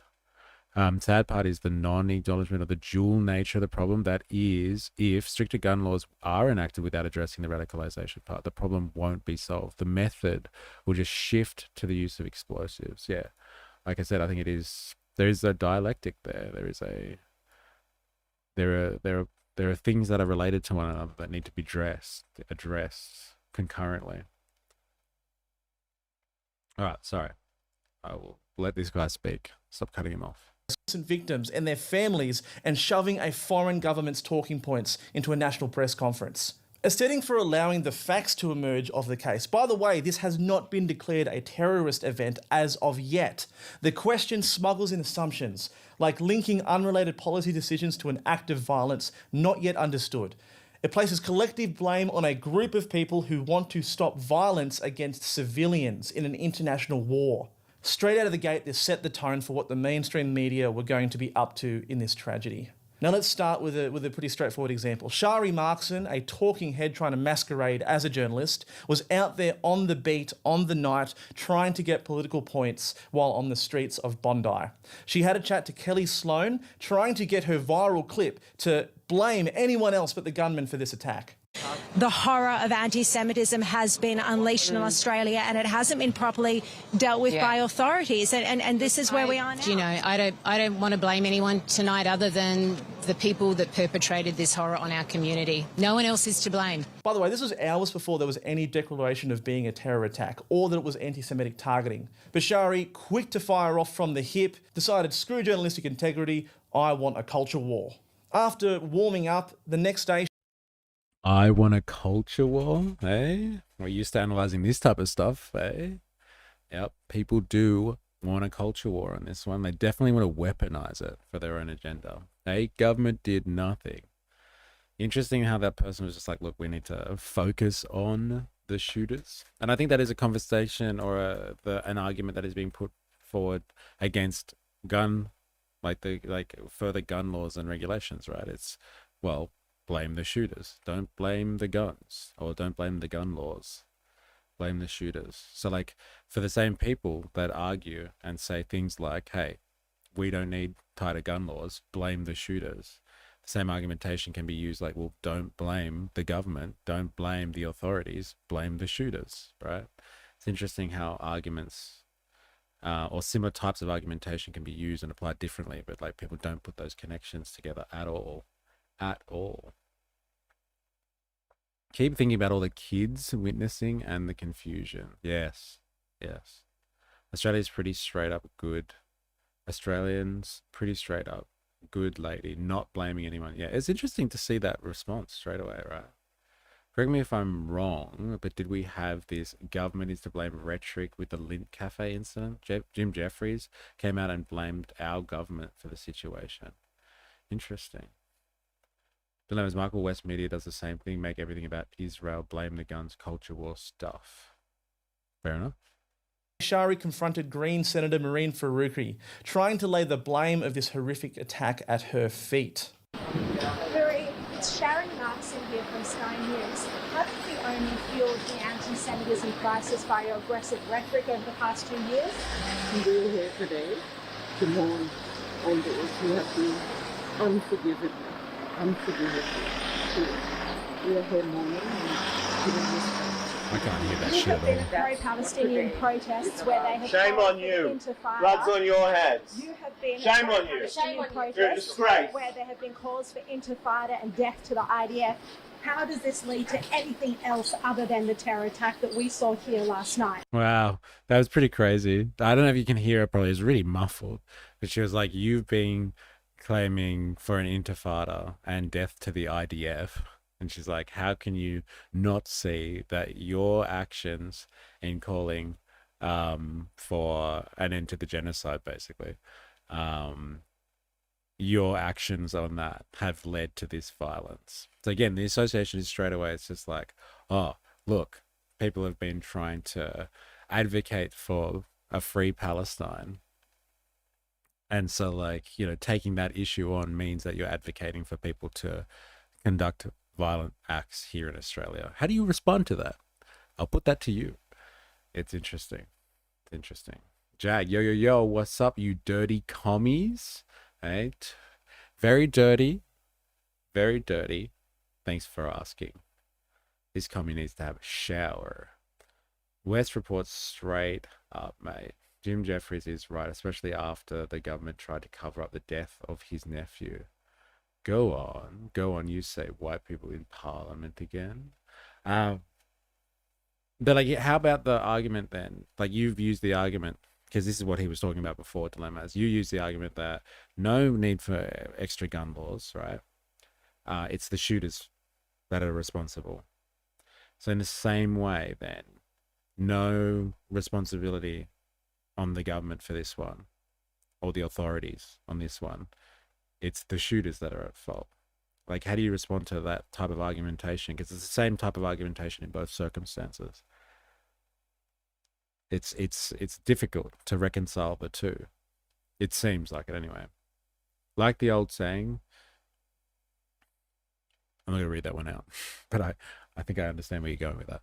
Now, I'm not the biggest fan of Marine or her policies, but she is a member of the New South Wales Senate and lives in Sydney, only half an hour away from Bondi. She has a right to be there as a representative in order to express her heartfelt condolences. And then to finish off the trio with Shari, of course she brought... Oh, I blame so you blame the government, not the shooters. But then when it comes to gun regulations, you do blame the shooters and not the guns, right? Just so I've got the logic down pat. out the rotting corpse of Ray Hadley, a man obviously known for his compassion, discretion and expertise on terrorism. Well, joining me now, radio legend Ray Hadley. I blame ASIO, I blame Albo, I blame Tony Burke and Penny Wong for the shooting. But when it comes to the discussion on whether you should have more gun laws, you blame the shooters. and not the gun laws. It's interesting. It's hard to reconcile those two things. I'm not gonna lie. There's a bit of a contradiction. It's hard to reconcile. I blame the shooters and the government, the Israeli government specifically. Interesting. Well, like, there's the line you can draw as well, because like people have said, oh, you know, supporting Palestine and, you know, trying to rally against genocide is what's caused this violence. It's also like, well, you know, the argumentation then, like, use that logic and turn it on its head, right? The logic then is, well, if these people are responding to that, like, you know, what's going on in the Middle East, then all the actions that have been taken by the state of Israel are factors that have contributed to this. So you can easily make that argumentation there that I blame the Israeli government then specifically. Like, they are agitating and destabilizing in the area. And this has caused this type of stuff. It's a factor. It's a factor. Ray, thank you for being here, first of all, and for your incredible support over the past 2 years. It means so much to the Jewish community. But how can you cop Marine Faruqi turning up here today? Hide thicker than Jesse the elephant. Hide thicker than a rhinoceros. All you're getting here is the flooding of the zone of these extreme opinions, trying to cause reaction and clicks in order to generate revenue on their ad-based service subscriptions. It's not journalism. It's daytime soap opera wrapped up with a Sky News microphone. Now, it wasn't just Sky News who were getting in on the action. I want to point out this one. Right? Exactly, but the shooters still have agency. They made a choice to do it. 100%. Definite agency. Australia, beautiful play, peaceful Australia. Israel is not rail A. Fair enough. Two things can be true at once. Now, I got to choose between Jews and Muslims, and Jews didn't shoot up Bondi. Two things can be true at once. Fair enough. So you can, yeah, so again, you blame the shooters when it comes to gun control, but you don't blame the shooters when it comes to the government. So two things can be true at once. Okay. Interesting. Right, on their live coverage the day after the event, Deborah Knight from 9 News slipped in this little line. Yeah, Deb, good morning. As you heard from Bailey just a short time ago, it is so eerie and so quiet, such an emotional scene here at the memorial at Bondi. And as you were saying, Israel's ambassador, Amir Maimon, has landed back in Australia. He was actually in Israel when he heard about the horrific massacre that took place here on Sunday evening, and he more or less jumped on the first flight that he could to get back, and he then made some remarks. Let's have a listen to what the ambassador had to say. My heart is torn apart. The people that were brutally murdered here are people that I've known, I've met, never experienced such a time. Ambassador Maimon is actually finishing his tenure in the middle of next month, and he's heading back to Israel to retire. But Deb, no doubt he has some difficult work to do here before then. Absolutely, expressing his frustration too at the lack of action on anti-Semitic attacks. Matt Cannellan in Bondi, thank you. Now, we have no doubt that the Israeli ambassador has criticised the government over their alleged lack of action.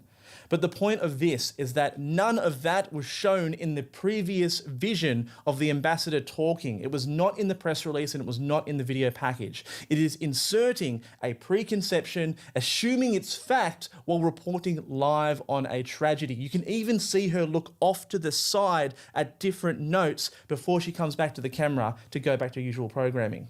It is your job as a reporter to repeat the facts and the facts only, and you did not provide the evidence of the fact that you just claimed. They've got a narrative to push.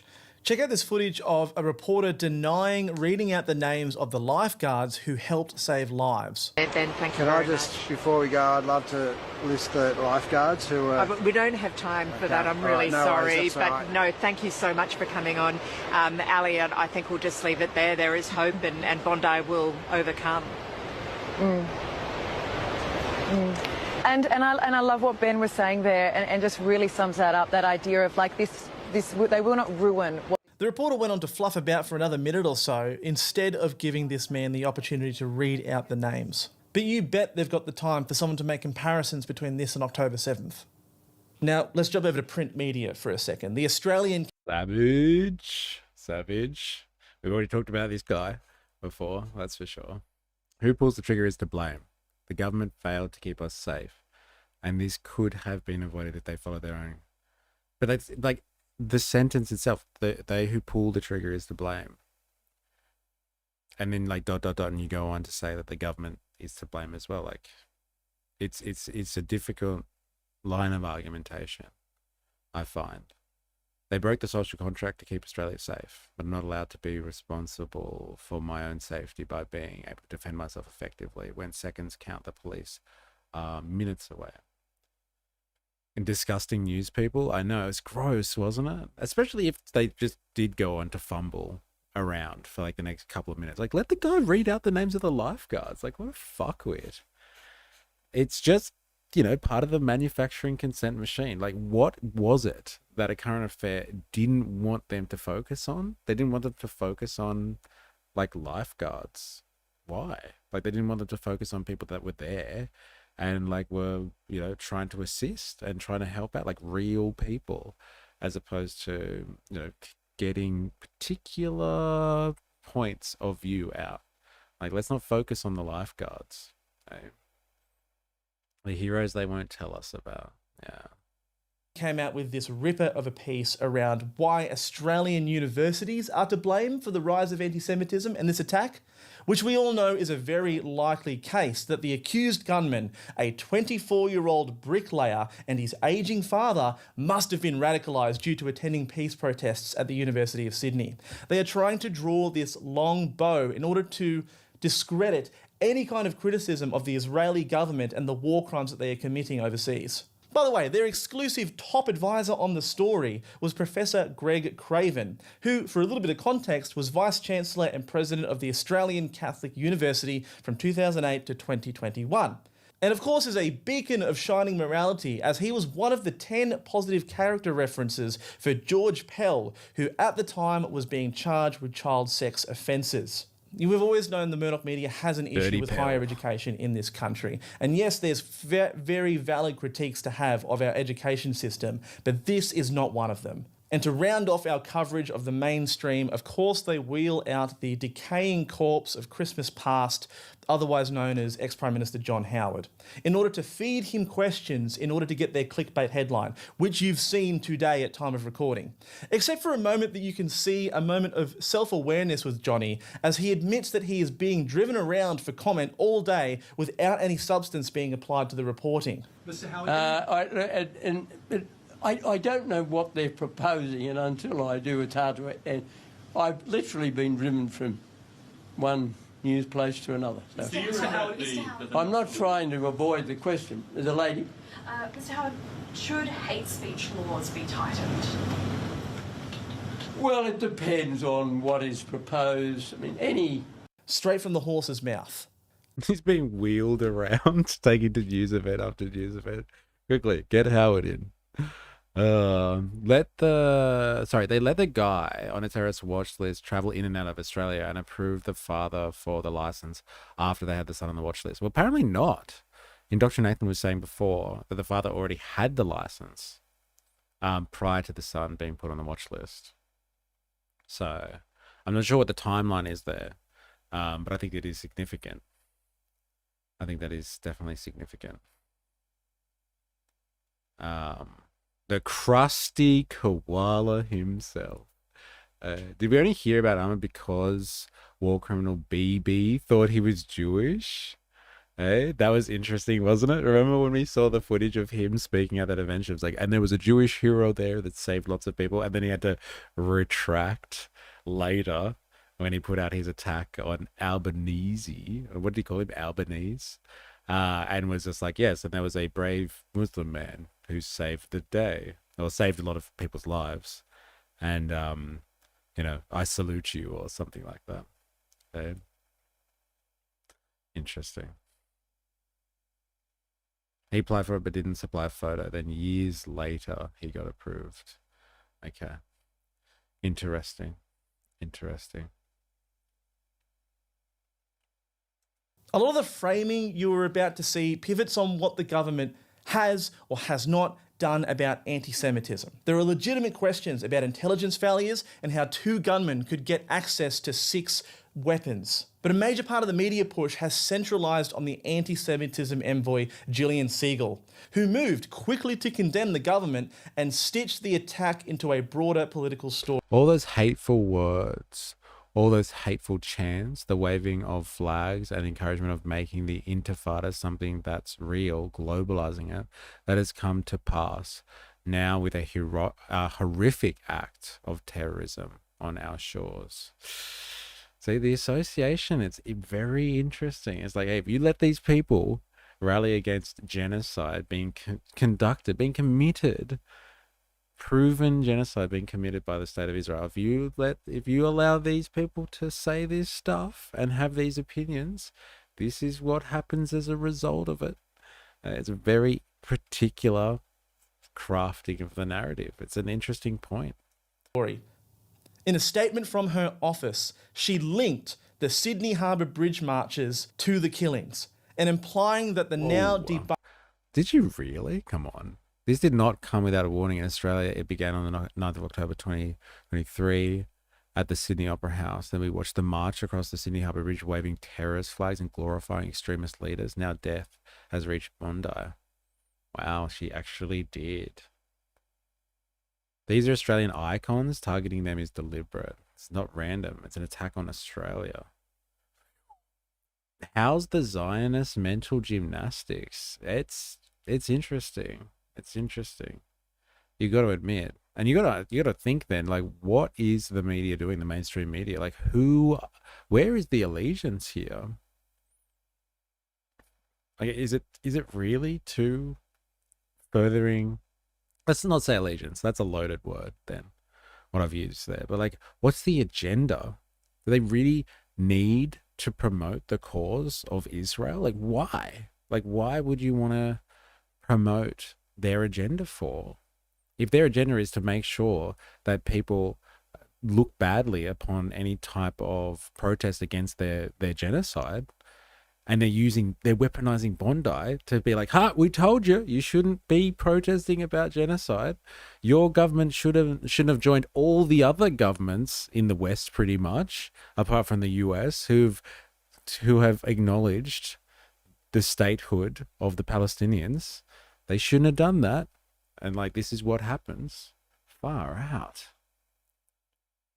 I have a solution. Stop committing genocide and giving the Palestinians their land back, and people will stop chanting the so-called hate speech. Let's see how quickly the tables turn. Interesting. I'm honestly surprised just how many people who were there also in Israel during October 7th. Yeah, it's a weird one, isn't it? And when we were trying, this is just the first day, and when we were trying to go through like interviews of people, the people that they kept on selecting for interviews were people that all were from like Israel or from another country who was migrated into Australia, and were part of the celebrations.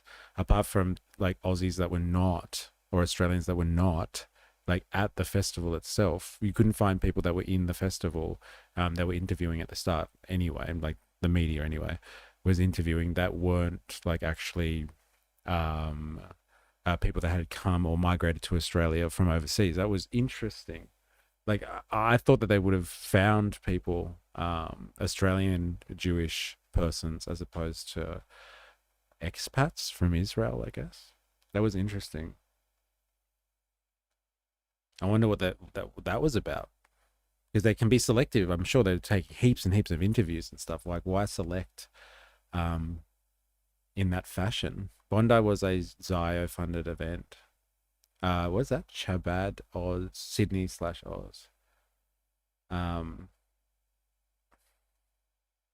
In Sydney.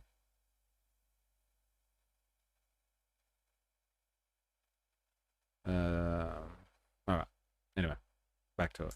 The Sydney Harbour Bridge marches to the killings, and implying that the now debunked Opera House gas the Jew claims was part of the reason. The expert has concluded with overwhelming certainty that the phrase chanted during that protest, as recorded on the audio and visual files, was "Where's the Jews?"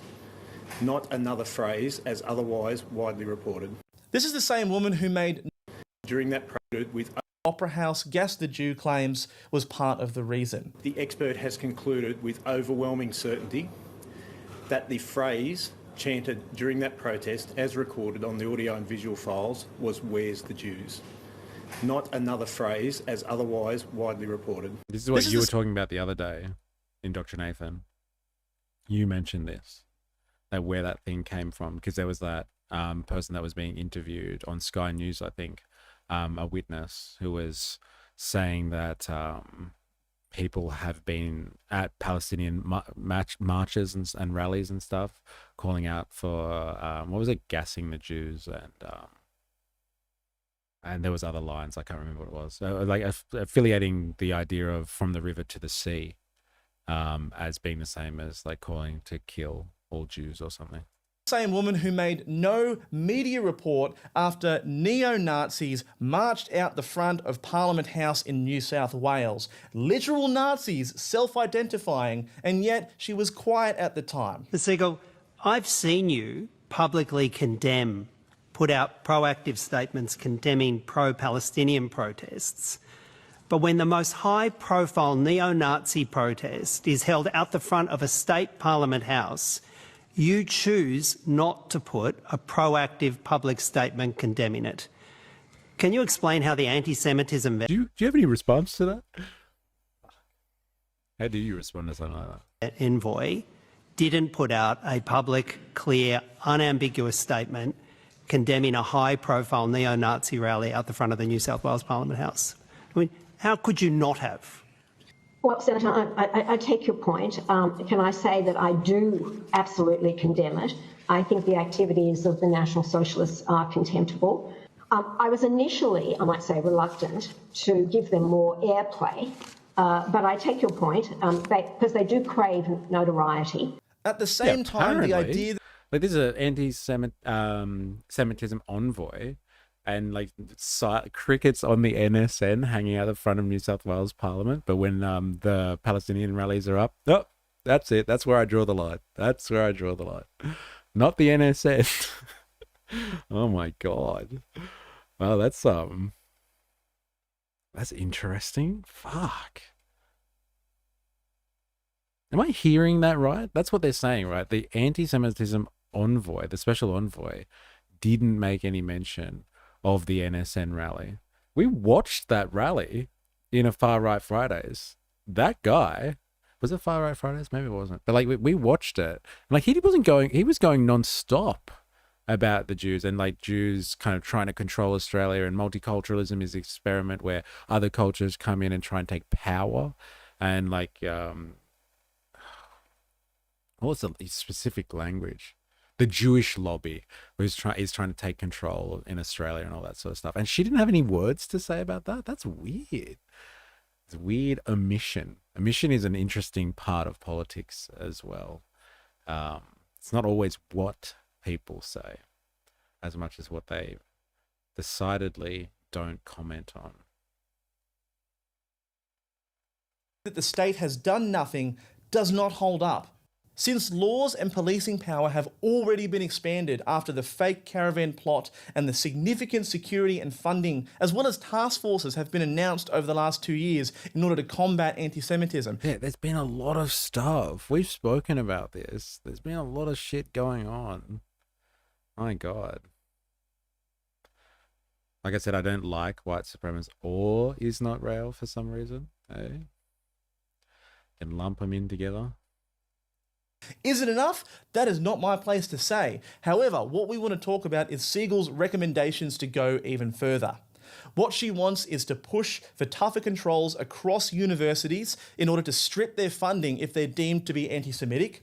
Free speech laws changed, media broadcast monitoring, digital enforcement and education measures with serious implications for freedom of expression and public debate. Specifically, she is pushing for the adoption of the IHRA definition of anti-Semitism, which is a definition that blurs the line between anti-Semitism and legitimate, which is a Adopt the following non-legally binding working definition of anti-Semitism. Anti-Semitism is a certain perception of Jews, which may be expressed as hatred towards Jews. Rhetorical and physical manifestations of anti-Semitism are directed towards Jewish or non-Jewish individuals or their property.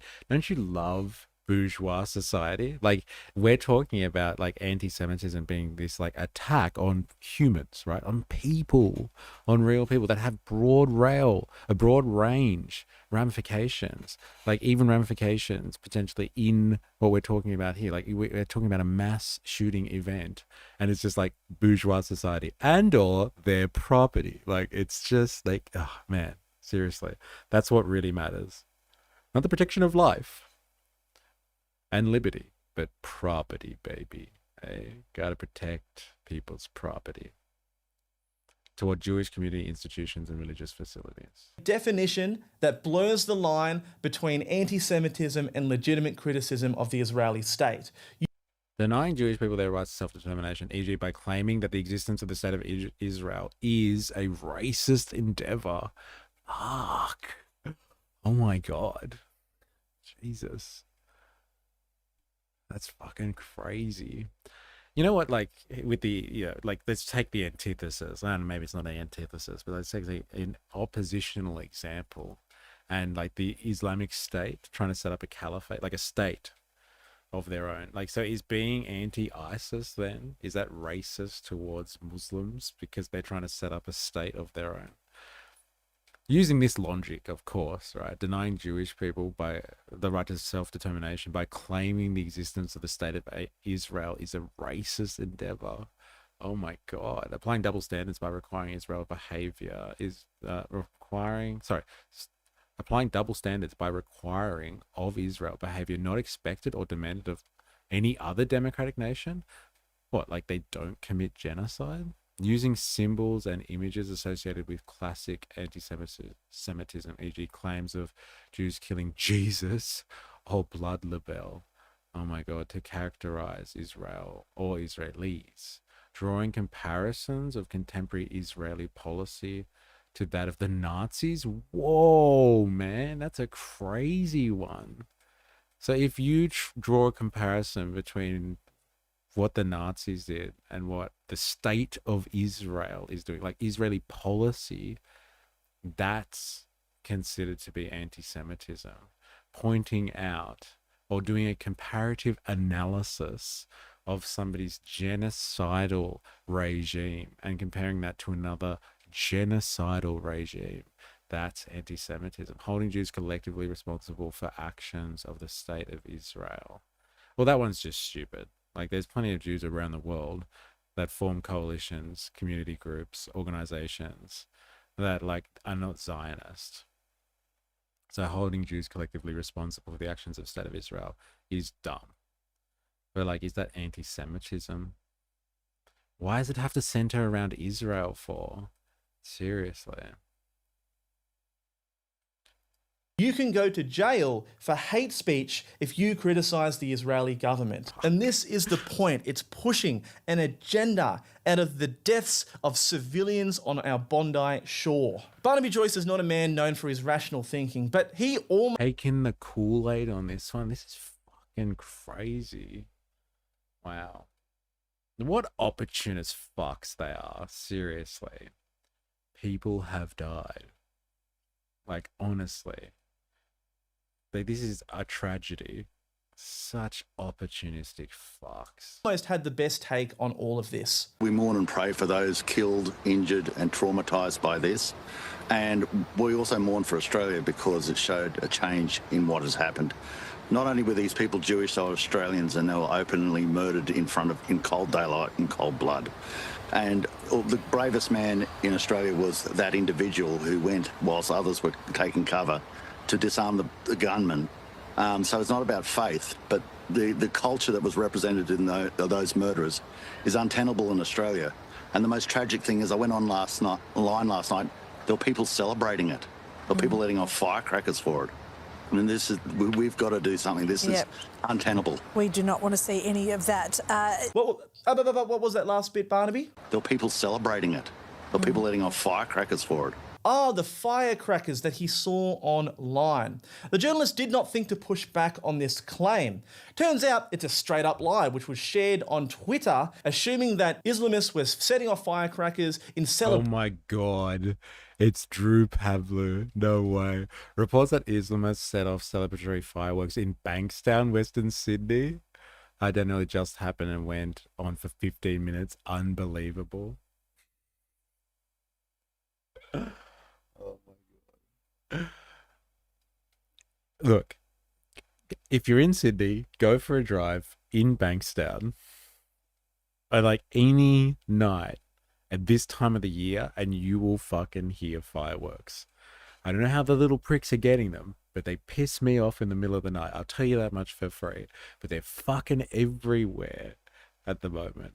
I was wondering where this came from, because people were talking about this the other day. I think on Monday in the stream, we were like, oh, people were celebrating with fireworks. It's like, I don't know, man. It's pretty regular occurrence. That's crazy. Right, no collective responsibility, but collective victimhood and persecution. Ridiculous.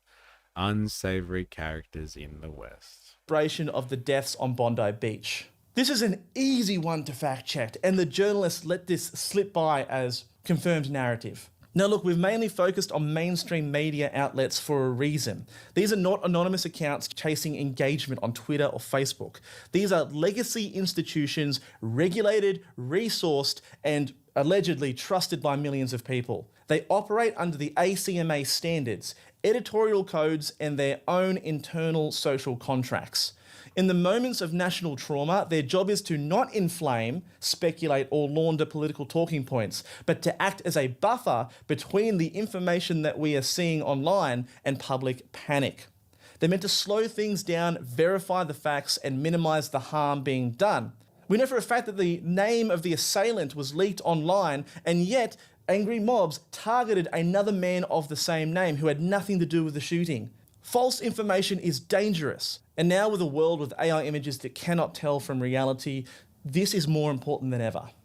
Now, I'm going to pivot a tiny bit. This obligation should not just apply to the mainstream media. A majority of people get their news and information off social media, meaning that there's this sprawling ecosystem of online commentators and YouTube streamers who want to... Fucking YouTube streamers. I fucking knew it. I knew it. Yep. Remember us talking about it. Nothing to do with work parties or Christmas time. Yeah, it's got nothing to do with the end of year and people liking to let off fireworks. Oh, hell no. Hell no. It's definitely not. Share information about stories like this. Many of them spent the weekend circulating screenshots of the... Have Muslim community and religious leaders come out and condemn the attacks? I don't know. Good question. Should we ask the research assistant that one? Have Muslim community and religious leaders come out and condemned the recent Bondi attacks?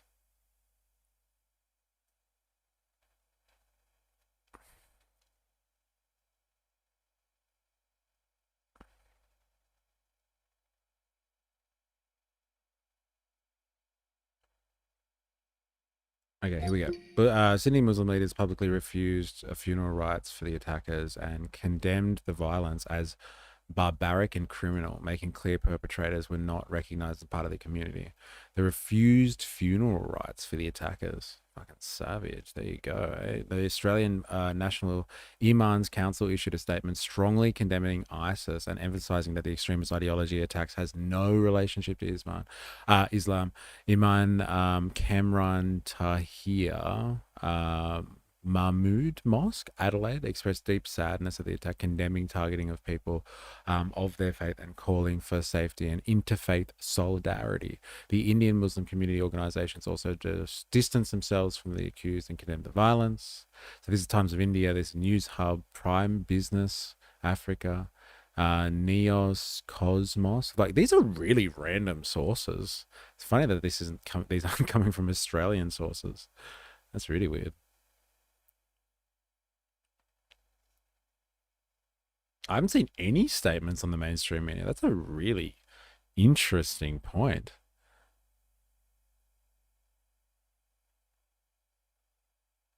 What the fuck? This is how community is weaponized against marginalized people, yet used as a crutch by the mainstream culture. Let's just ban any Abrahamic religion follower from immigrating. Then everyone is happy. That's pretty much it, right?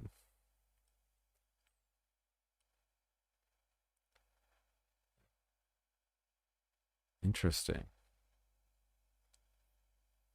Oh, sorry.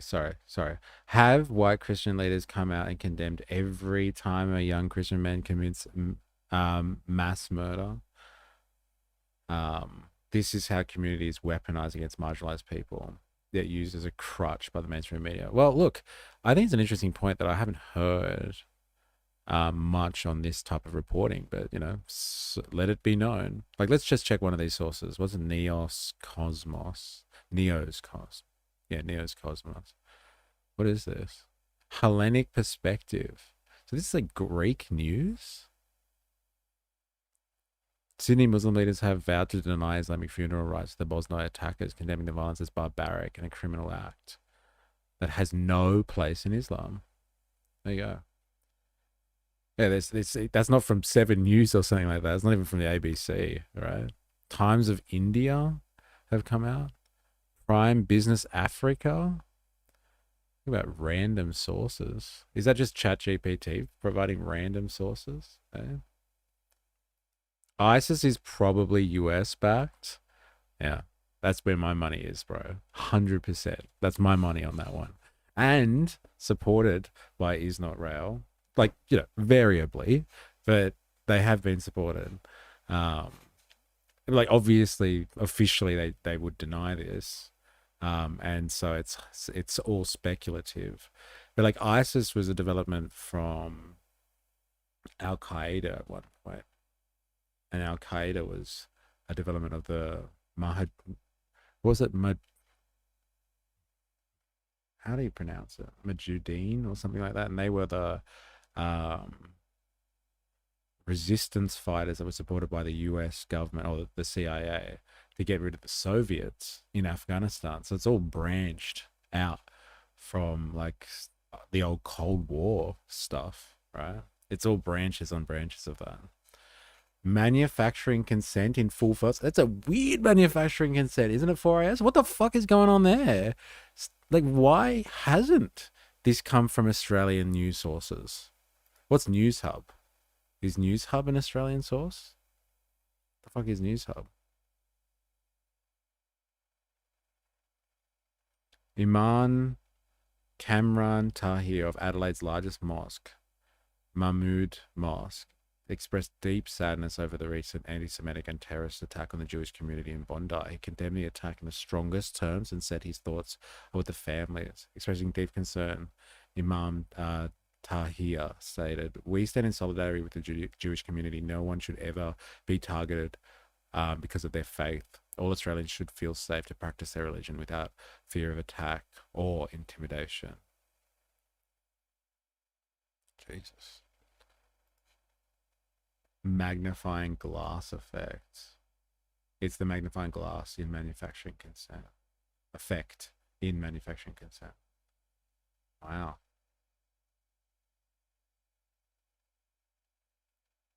Why is it up to people who had nothing to do with this to apologize for this in some people's minds? Yeah, I understand that, but like it is interesting though, like seeing people come out in condemnation, because we've obviously seen, you know, political leaders come out and condemn it. We've seen foreign political leaders come out and condemn it.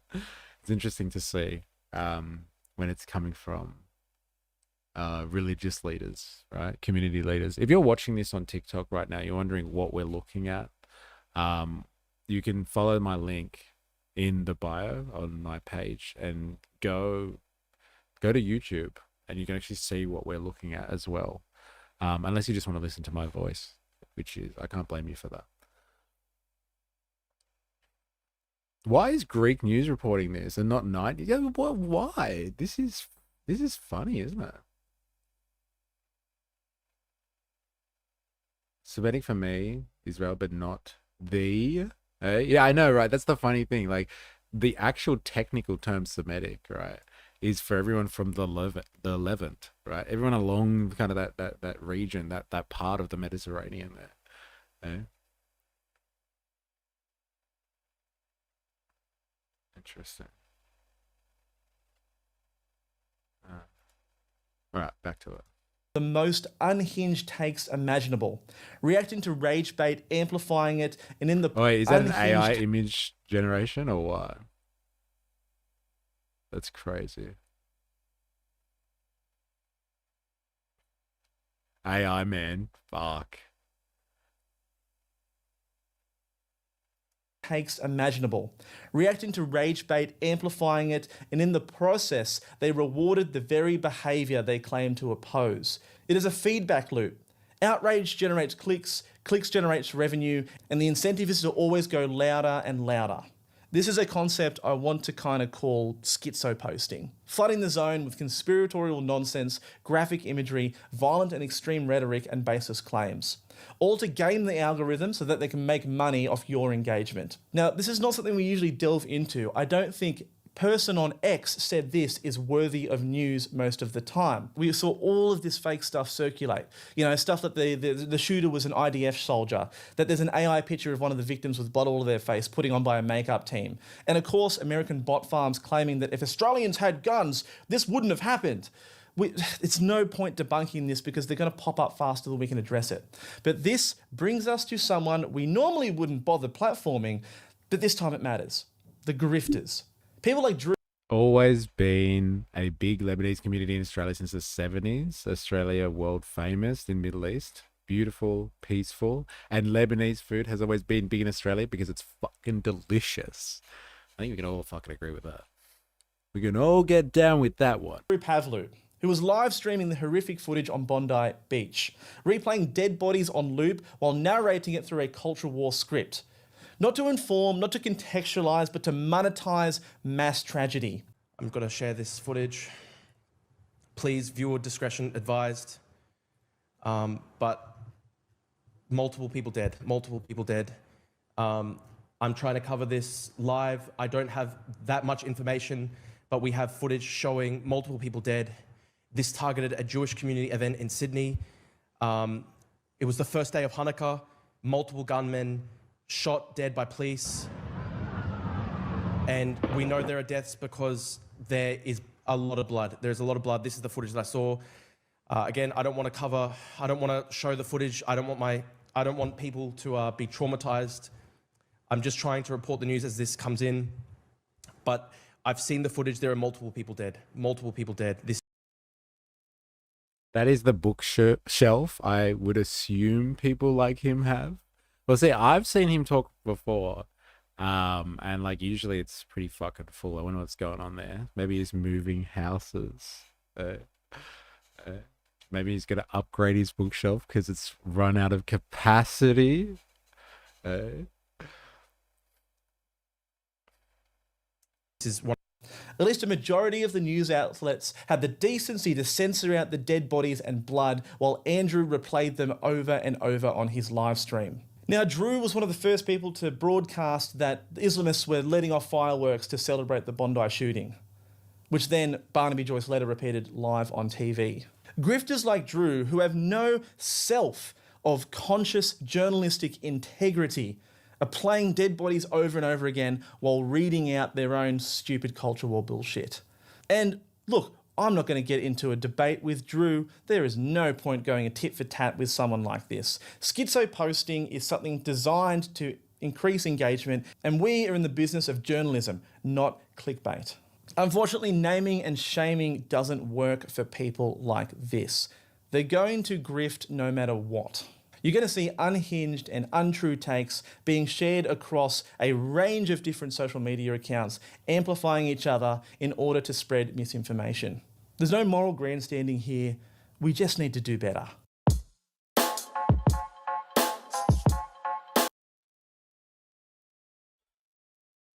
What's Lebanese food? I legit don't know the difference.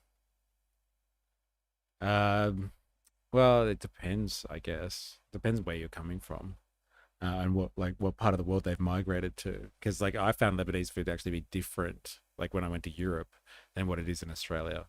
Lebanese food in Sydney is typically kebabs and snack packs, bro. But like yeah, like they've got a lot of good grilled meats, lovely grilled meats. Falafel, if you ever tried that.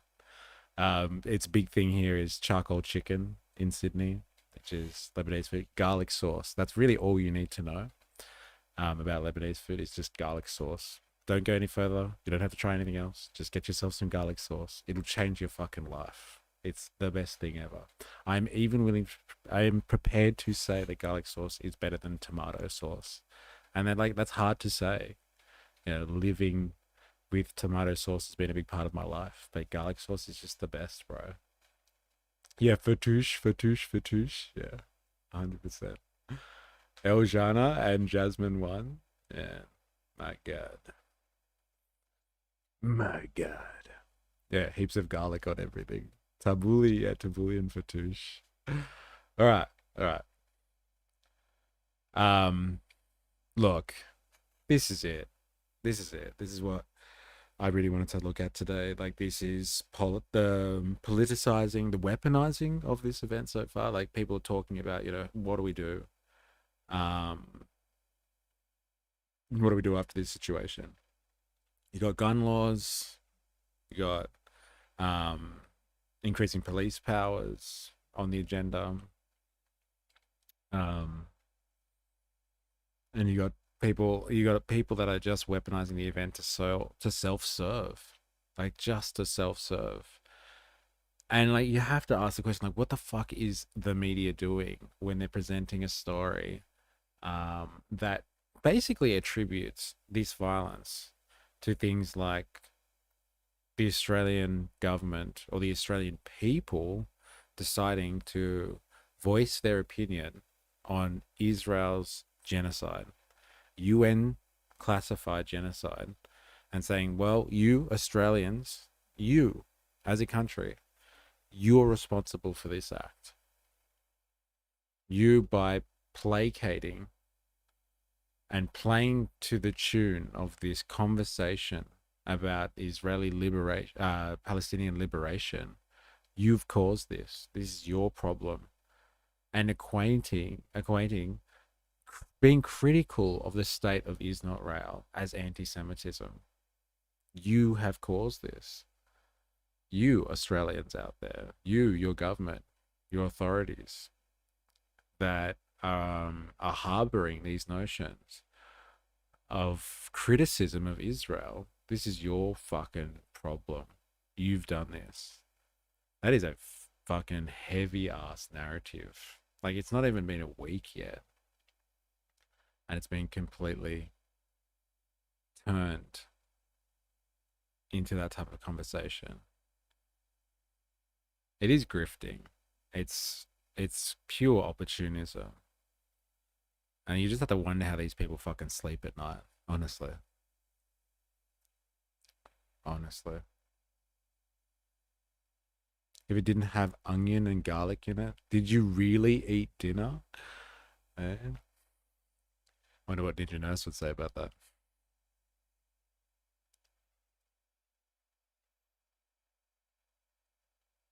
My wife is Hungarian, so garlic is always the main ingredient, along with onion. Okay? How do they sleep with themselves at night? They sleep on piles of cash, baby. Yeah, I guess that's the point of opportunism at the end of the day. Okay? It helps you accumulate wealth. and that wealth gives you station. That's how you know you're still in a class society. The station is awarded by your accumulation of piles of cash so you can sleep on them. Oh, yeah. All right. All right. We are changing gears now. So if you just came along to get some more information on what's been going on with Bondi, then like I'm leaving that train now. And I want to turn to something that's recently happened in the US, which has shocked me. I shouldn't be shocked. Like I struggle with the fact that I still get surprised by these events, given all the fucking research that we do, like every single day on this stuff in these streams. But very recently, I think a few months ago now, Donald Trump and the Trump administration came out with something called NSPM 7. So it's a National Security Presidential Memorandum, number 7, which classified certain groups or certain persons in America as nihilistic violent extremists. So basically terrorists, you would have to say, domestic terrorists, let's say. And they were people along the lines of having anti-American values, anti-Christian, people that are anti-capitalist. So if you're like, you have an economic objection to the market economy and that type of system of running things, you're potentially, you can be classified as an extremist in the US. And Antifa was on that list as well. And so like it was a push by the Trump administration in order to kind of make it clear that if you're left wing in the US, that you will be, or you have extreme left wing values, you are as important to the FBI, let's say, or anyone who's investigating domestic terrorism. You're as important to them as any right wing extremists. Like, this is across the board. We've had enough with this whole talk about the far right or the hard right and these type of extremists. We're going to start classifying left-wing people too. And so there was a big discussion about Antifa and weaponizing, or like turning the classification of Antifa from just some type of, I guess, political ideology, being anti-fascist, is a political ideology, but like turning that into something that can be targeted for anti-terror programs and campaigns. And so like that was all happening a few months ago, and it was a big talking point for us. I'm still looking for Antifa. Where are they?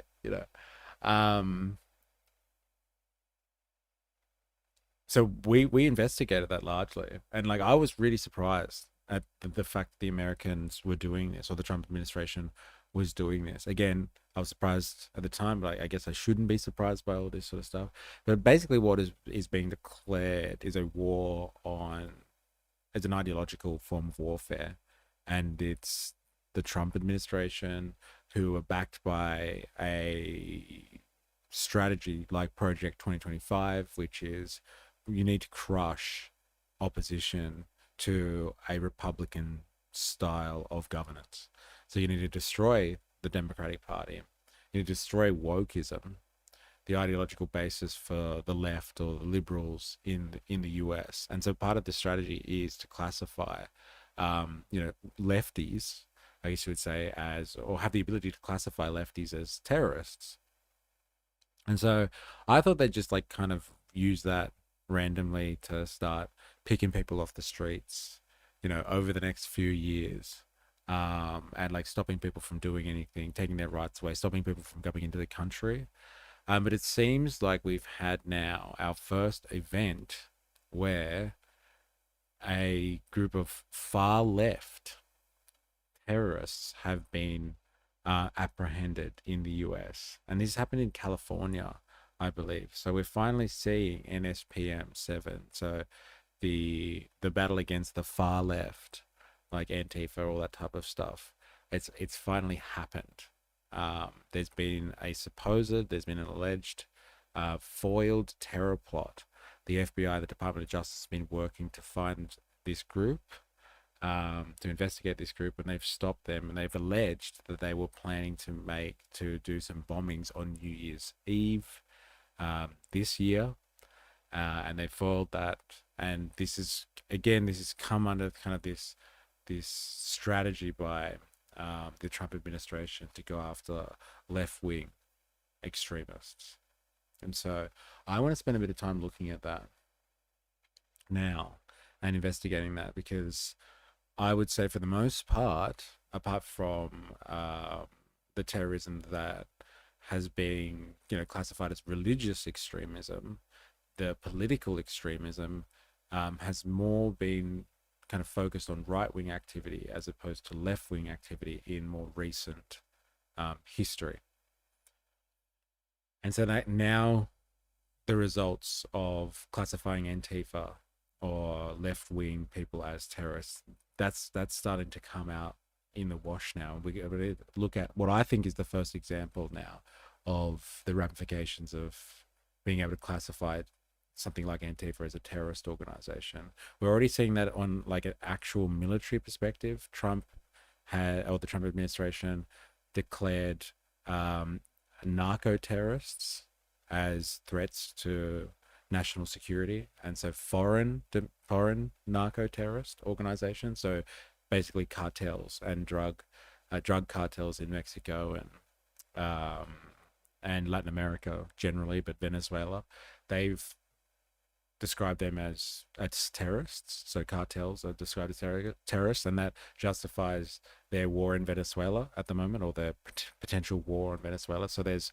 justifications for waging war in Venezuela. There's justifications for going after left-wing persons at home by classifying them as nihilistic violent extremists. And it's happened. They've pinned a group. Now, this could be completely fabricated. This could be real. Who the fuck knows? Who the hell knows? But let's get some understanding on what's happened in this.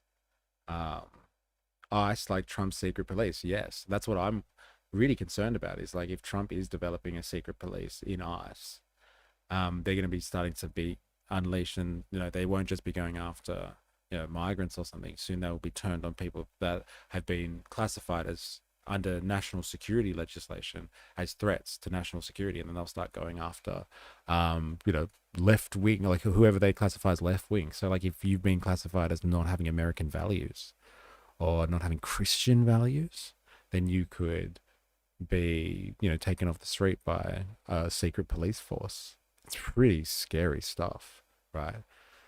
Like could you imagine, imagine if you were like hardcore conservative or right wing or something like that, and like you didn't have Christian values, or they thought you didn't have American values, and so they picked you off the street and threw you in a van and took you to a concentration camp somewhere.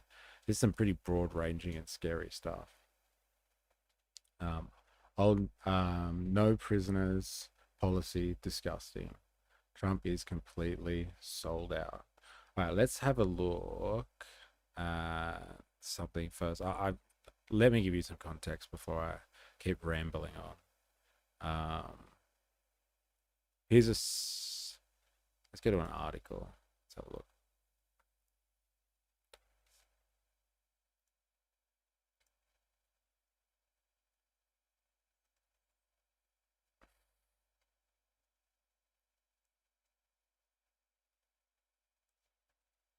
Yeah, it's finally happened.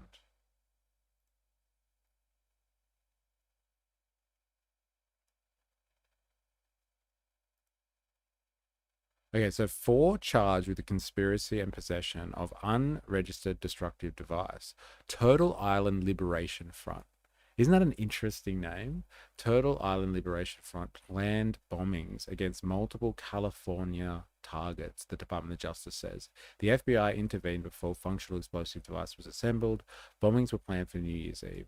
So Turtle Island Liberation Front, I didn't understand what that was, but Turtle Island apparently is an indigenous name for the North American continent. It's known as Turtle Island, apparently.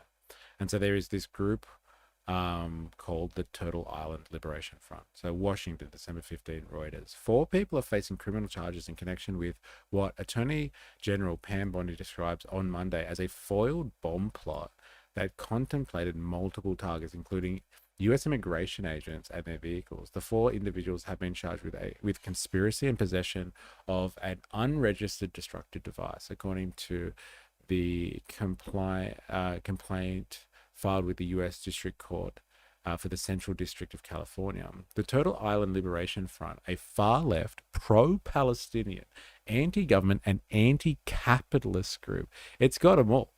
It's got about far left, the pro-Palestinian as well, the anti-capitalist, was preparing to conduct a series of bombings against multiple targets in California beginning on New Year's Eve. The group also planned to target ICE agents and vehicles, Bondi said in a statement. This is some Jakarta method shit. I wish I knew what your reference is there. But like, I'm assuming you're talking about like cleansing the world of communism, right? Anyone who's like antithetical to a capitalistic imperialist agenda, right? Remember to register your bombs, kids? Yeah, I know. What the fuck does that mean, right? Hey? And was it an unregistered destructive device? Yeah, just register your bombs and it's okay. Fentanyl is a WND. Does anyone let the doctors know that they use it on patients every day? Yeah, weapons of mass destruction. It's been classified. And just like the real WMD in America, it's acceptable sometimes. People don't have to do anything. Trump administration gone soon. Oh, we'll see about that. We have our speculations here.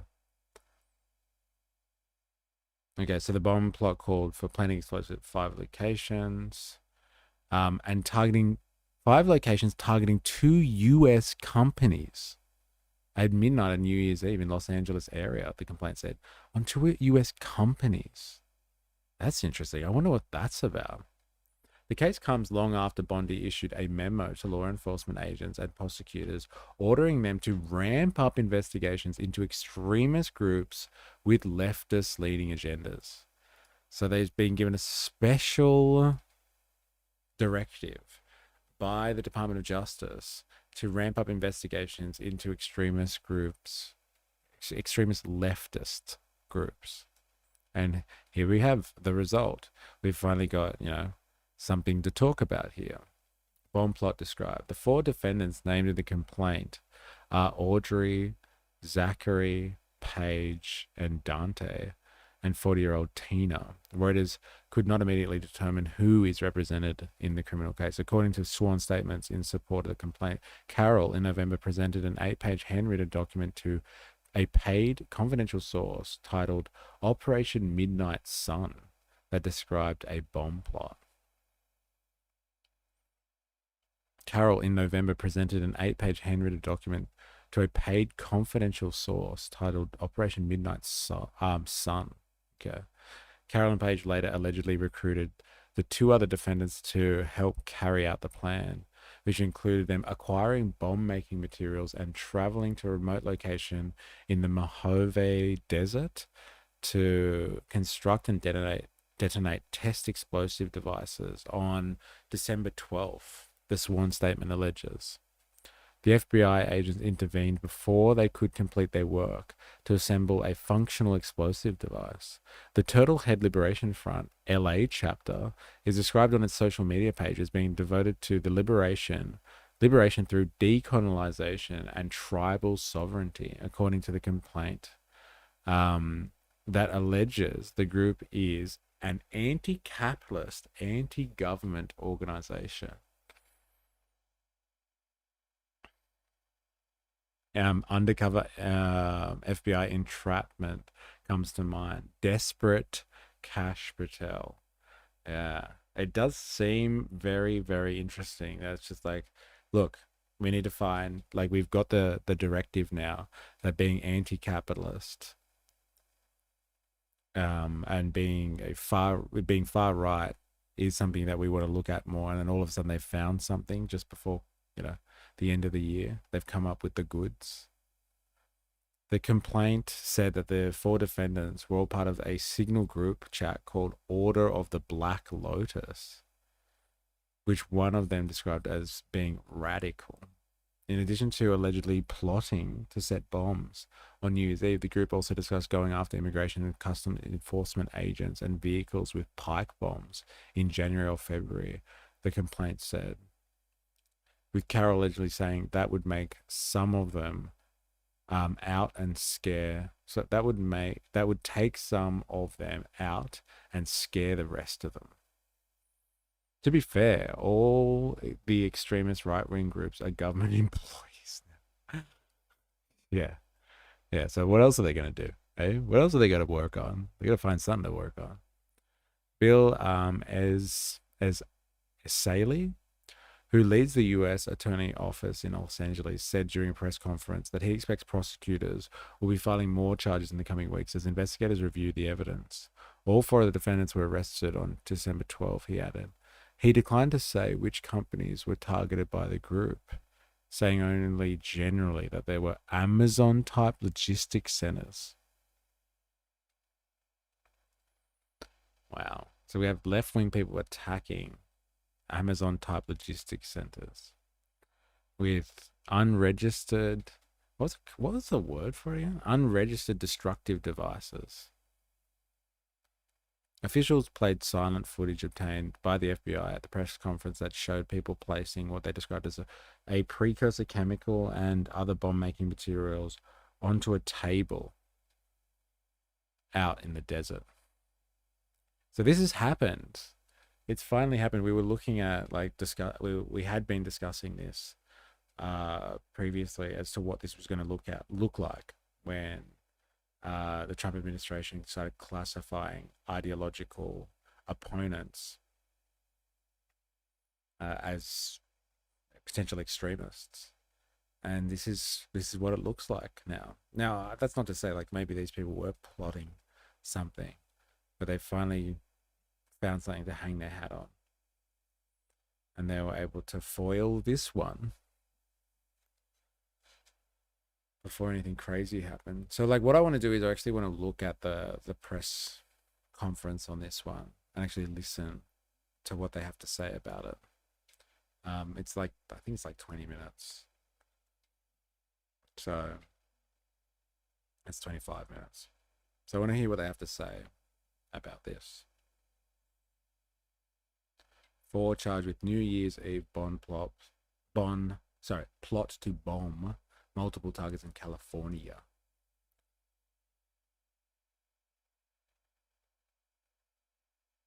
All right, let's have a look. Thank you. Good morning, everyone. I'm Bill Saley. I'm the head of the U.S. Attorney's Office for the Central District of California. Over the weekend, my office, along with the FBI, arrested members of a far-left, anti-government domestic terror cell who self-identify. Is that really necessary? Far left and anti-government? Honestly. There's a lot of, I guess, people across the political spectrum that are pretty anti-government. I think that's just a general vibe these days, if you know what I mean. As the Turtle Island Liberation Front. The individuals were arrested on Friday, December 12th, when the group attempted to construct and detonate IEDs out in the desert. In addition to the arrests, we executed several search warrants throughout the nation. I want to thank our partners at the U.S. Attorney's Office for the Western District of Louisiana, U.S. Attorney Zach Keller, and the U.S. Attorney for the District of Massachusetts, Lee Foley, for providing valuable assistance over the weekend with a very complex and coordinated search warrants that were done. The charges we are announcing today stem from the defendants and their co-conspirators' detailed coordinated plot to bomb multiple U.S. companies on New Year's Eve. Thankfully, that plot has now been foiled thanks to the hard work of the FBI and the multiple companies. What does that mean? I understand when you foil a terrorist event that's going to attack people. I get that. The destruction of life. But are we talking about the destruction of property here? I wonder if they make that claim. If you're attacking companies as opposed to attacking, humans, what's behind all of this? It seems to be fascinating, given the classification of being anti-capitalist, making these people bringing them up on the radar of the Department of Justice and the FBI now, so they can go after them with terrorist-related charges. But like, I'm assuming that's what this means, right? That they're attacking, when they say they're attacking companies, they're going to attack like property, like someone's, like a warehouse or an office block or something like that. Amazing. I can't believe they're actually publicizing the concept of Turtle Island, the pan-Native American name for the Americas, to the masses. Let's go. Yeah, I didn't know what Turtle Island was, right? Until, like Fight Club. Like, yeah, I didn't understand what the concept was until I started researching this. But yeah, they're publicizing it now. Department of Justice. Yeah, like Fight Club, as in like in the sense that it was kind of like overarching, like anti-capitalist, kind of mundane Western existence kind of stuff. And so it was a rejection of that culture. That's what this is. That's what's happening here.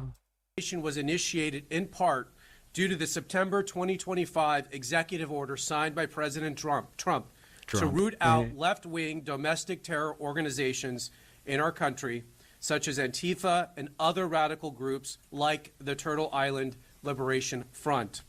As the president made clear, recent attacks across the country have highlighted the grave threats posed by these far-left domestic terror groups. These threats are sophisticated, organized campaigns of targeted intimidation, radicalization, threats, and violence designed to silence opposing speech, limit political activity, and direct policy outcomes, and prevent the proper functioning of a democratic society. In direct response to the president... Pretty official, eh? Who would have thought that left-wing organizations that are looking to end the economic mode and set up a new form of society, revolutionary organizations, would be anti-democratic in the sense of, bourgeois democracy? Who would have thought? And in Fight Club, they were planning to bomb credit card and financial institutions. The connection. Tom Jones is back. Left radical groups never do anything. Well, they're finally getting the credit that they deserve. He's describing these people as being anti-establishment. And it's just like, well, yeah. Right? That's kind of what they do, right? They're anti-establishment. It's actually spotlighting that Indigenous peoples exist outside and prior to the totalizing concept of America. Like literally here in my village of Philippines, any Indigenous stuff is red tagged equals communism. Yeah, right. Yeah. Well, it seems to be in a lot of places that communists have been there in solidarity with liberation fronts and Indigenous liberation movements, right? At what point do we just say there's no one better in the world at finding an enemy than America? That's pretty funny. That's pretty funny, actually. Yeah. Well, I guess when you're a top dog, you have to find, find people to rally against. You got to find those enemies. You got to find boogeymen, right? To heck. President's order, the Attorney General issued a memo to our offices implementing and mobilizing federal law enforcement to prioritize and counter domestic terrorism and political violence investigations. As a result of those directives, we built this case. Both my office and the FBI have invested substantial resources into investigating and charging these organizations. And if anyone does not believe that members of these groups are organized, sophisticated, and extremely violent, let me tell you about the plot in this case. I would like to know more. The four defendants are Audrey Carroll, 30 years old. The pictures, I think we have them somewhere. We'll put them up here. Audrey Carroll, 30 years old. Zachary Aaron Page, 32. Dante Gaffield, 24. And Tina Lay, 41. Each from the Los Angeles area. Each is charged with conspiracy and possession of an unregistered destructive device in violation of Title 26 United States Code Section 5861D. We intend to file additional charges in the coming weeks as we finish reviewing the evidence. The defendants are all radical anti-government members. Like anything to do with Indigenous peoples anywhere is seen as left wing, but Engels and co. were basing non-hierarchical concepts on Indigenous people, calling them primitive communists. Primitive in multiple inverted commas there. Proto-communists sounds nicer. I think it's just also like the date ranges that we're talking about here. People did have different vocabulary that they used. And like primitive might not actually mean in relation to the peoples themselves, but a style of social organization. FBI undercover agents, entrapment. Well, it's interesting, like he's just said, oh, we got a direction from the Department of Justice that we need to do this. And so like we put a case together and here's our investigation. We found 4 people. You wanted something, we found it. Like you've told us to pour our resources into this. This is what we got. You've enacted. You've issued NSPM 7. You wanted something. Here it is. Would you like fries with that?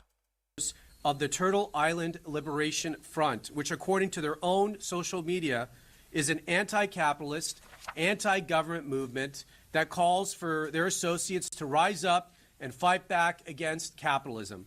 One of the leaders of the organization, defendant Audrey Carroll, helped organize an even more radical faction of the group called the Order of the Black Lotus.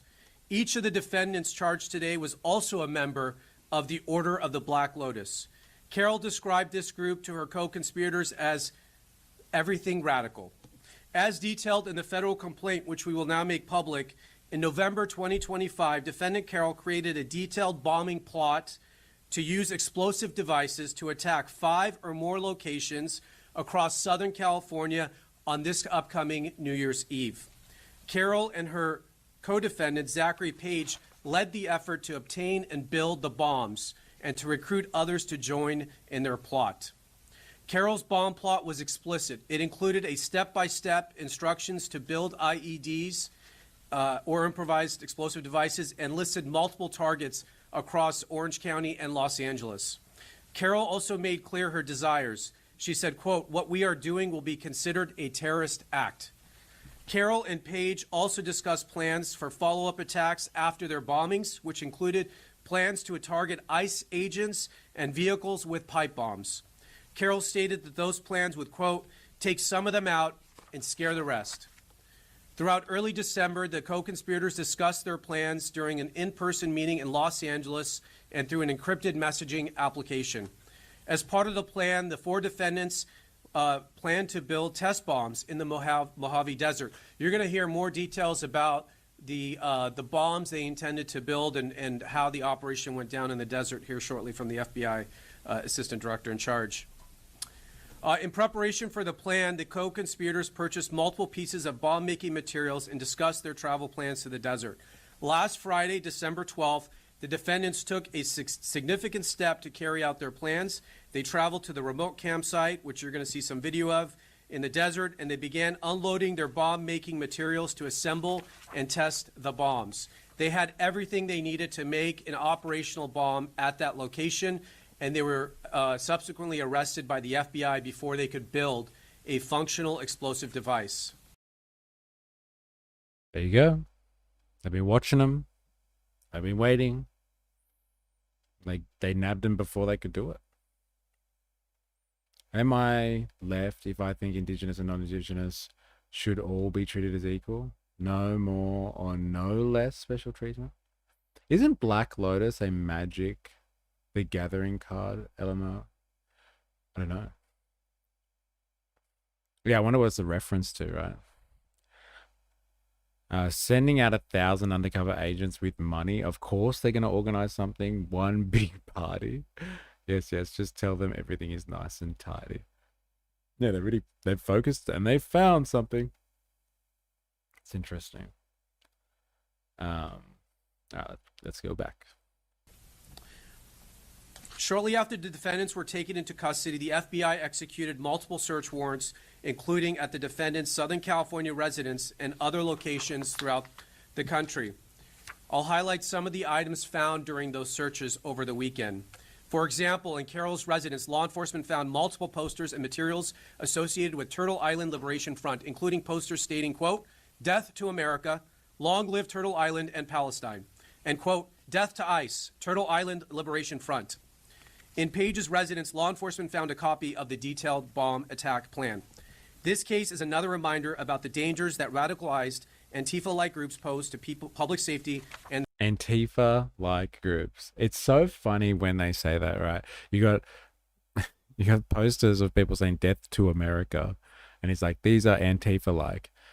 Because it's funny because Antifa is anti-fascist. So what you're saying is if these guys are anti-fascist and it's calling for, death to America, basically you're classifying America as a fascist outfit. It's a fascist state. And so these people are anti-fascist. So they're fighting against America. They're fighting against fascism by default. It's a strangely funny admission, you got to say. Damn, these guys really hate meth. Thanks, Carol. the rule of law.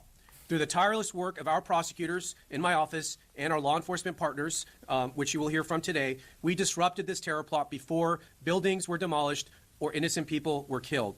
But this is not the end of our work. My office And who cares about, look, honestly, I get it.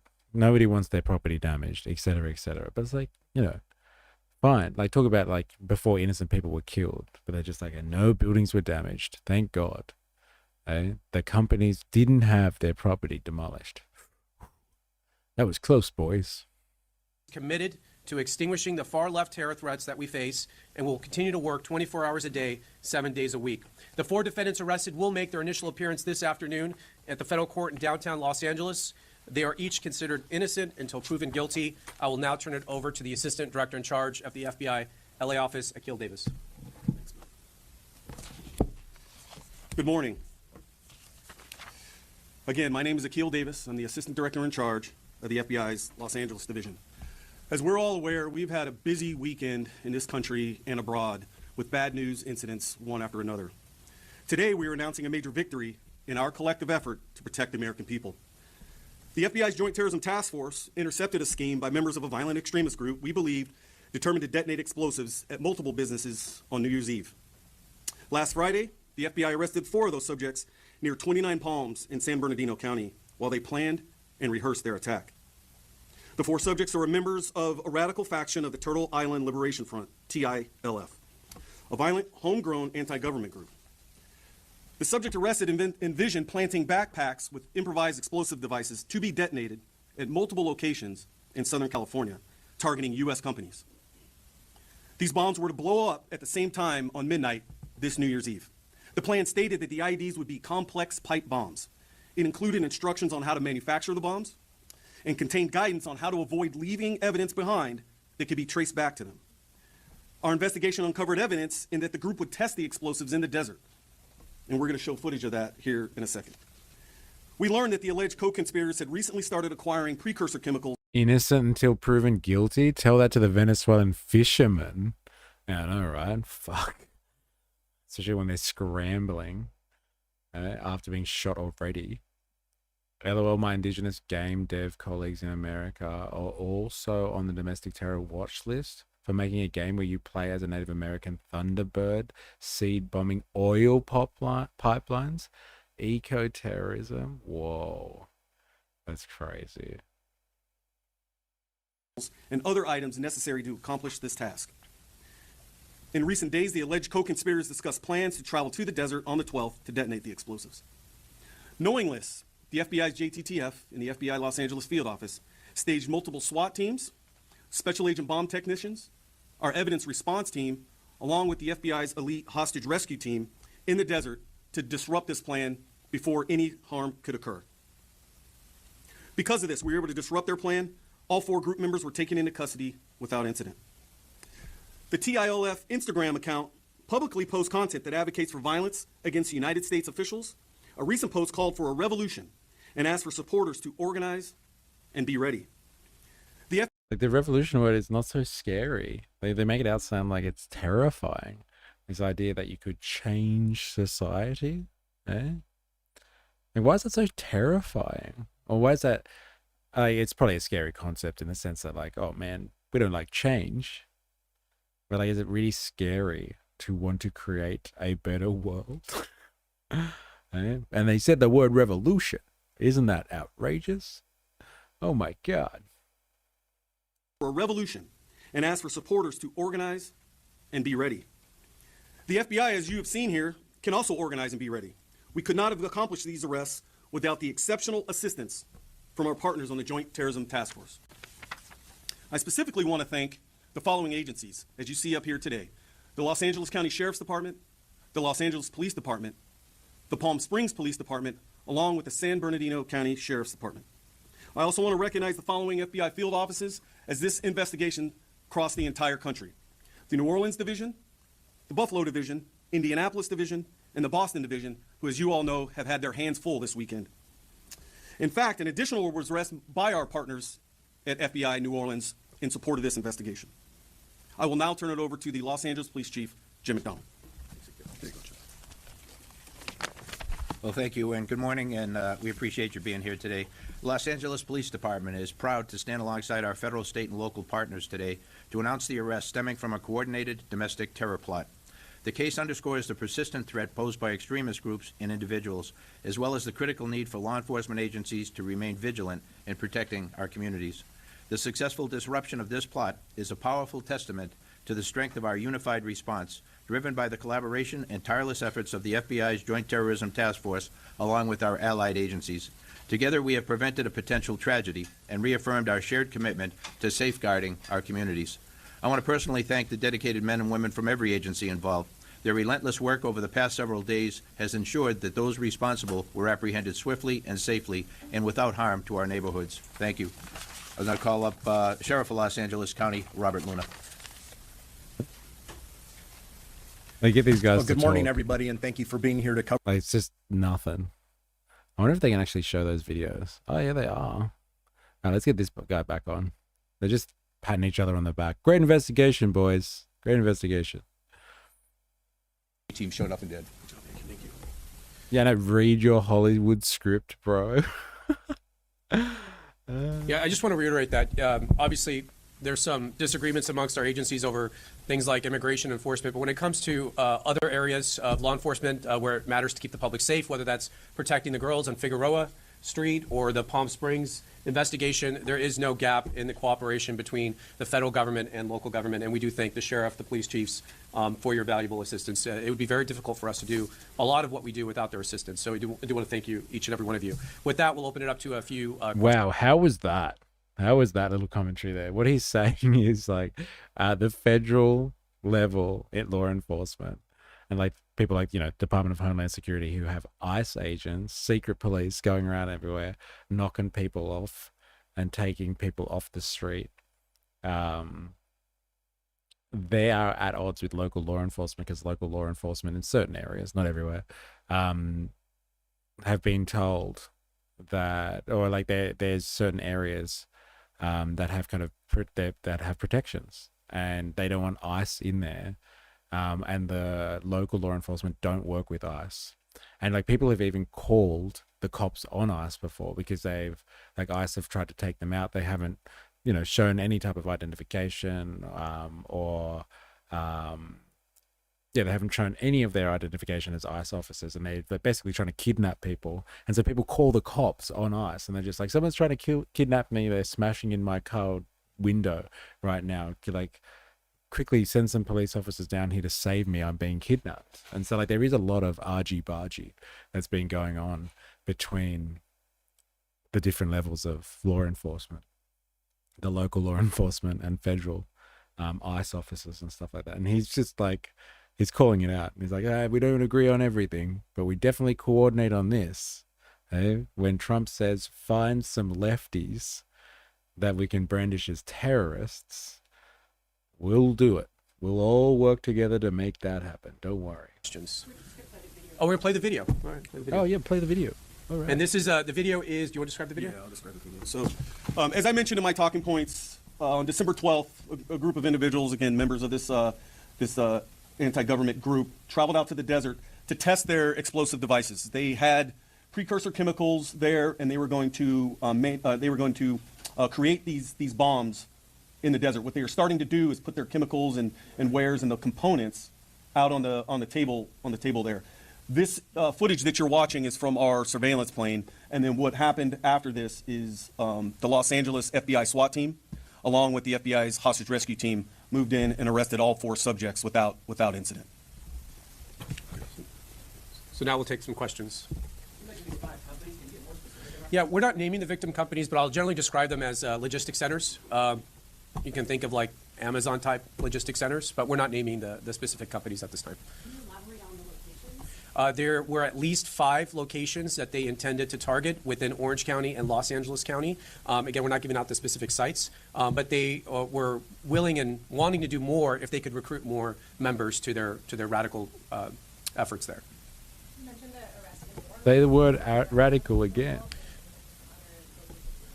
There are definitely more members to this group. As far as who was specifically involved in this New Year's Eve terror plot, we believe we've arrested all the members who were specifically... So it really sounds like they were going to attack. Like on New Year's Eve, I don't know much about like Amazon's operations exactly, or logistics centers like Amazon. But like, will people be working at 12 o'clock on New Year's Eve in Amazon? Or is it like literally trying to take down, like, you know, what do they call it? Propaganda by the deed. This sounds like anarchist stuff here. It's like, let's make a statement and attack a corporation's private property, their means of production, a building that they use, a logistics center they use to move their goods around, move their commodities around. Turtle power. It's so good.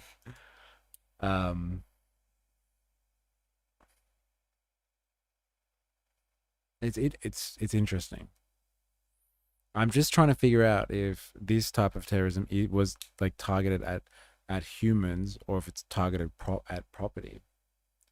Do you think it could be a data center? That would be interesting.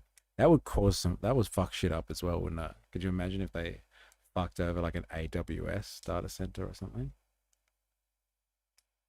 Yeah, this is kind of interesting to see, because like if what they've come up with is, haha, we got these lefties and they were attacking fucking Jeff Bezos's shit. Like, I don't know if people are going to be as like upset about that as they would have been if they were like, oh, they were about to, you know, they're going down to some New Year's Eve event where there were going to be hundreds of people celebrating and watching fireworks, and they were like planning to take out, you know, kill hundreds of people to make a statement. Like there's like taking out a bunch of fucking boxes in a warehouse, and then there's like, you know, trying to make a statement by taking as much human life as possible. I know both are destructive, but like, again, one is destroying people's shit or corporation shit, and then one is, you know, obviously taking human life. Like, my honest to God opinion on that one is like, one is so much graver than the other. But like, don't get me wrong, we must protect private property. We are bourgeois society, must protect private property. They wouldn't be able to get into a data center. Super high security. Interesting. Very interesting. Involved in that particular plot. We did execute search warrants to people who are also part of this group. As we review that evidence, if we determine that there are any other individuals who knew about this or provided any assistance, we will obviously be charging them as well. Person arrested in Louisiana is not directly tied to this incident, but he is a member of this group. Based on the supposed principles, it doesn't seem likely they would attack regular people. No, I guess, unless, you know, they are talking here about these people being, you know, anti-American values and all that sort of stuff. So they you know, they've said I've seen pictures of the posters that they have, and it's like death to America, and so like they don't care about death to Americans. But like, if it doesn't seem like that style, you're right, it doesn't seem like that type of outfit, especially if they're anti-imperialism or anti-colonialization. They want to decolonize, and they want to, you know, revolutionize society. They want to take away the system this seems to be a plot against the system itself, the mode of economy. There are so many data centers now they can get them under construction. Interesting. And when they executed the search warrant out there, he posed a great threat to the agents. He threatened the agents, and so that's why he's under arrest. The search warrant out there, Indiana, is not directly tied to this incident, but he is a member of this group. And when they executed the search warrant out there, he posed a great threat to the agents. He threatened the agents, and so that's why he's under arrest.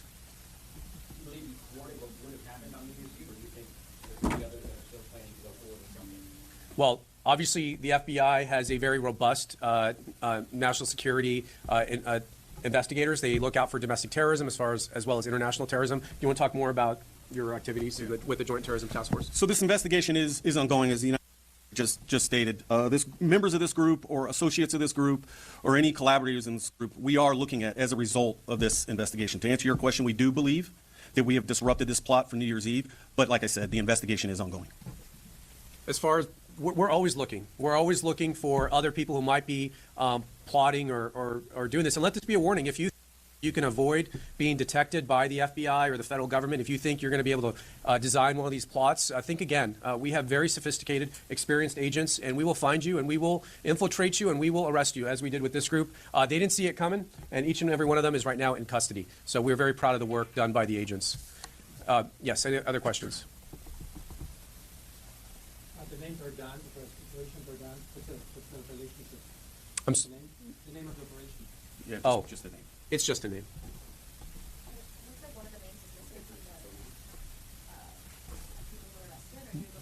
Yeah, why is that name off? I think that was that's Page. Zachary Aaron Page, 32. Okay. Any other questions? Did you want it? Sure. Yeah, go ahead.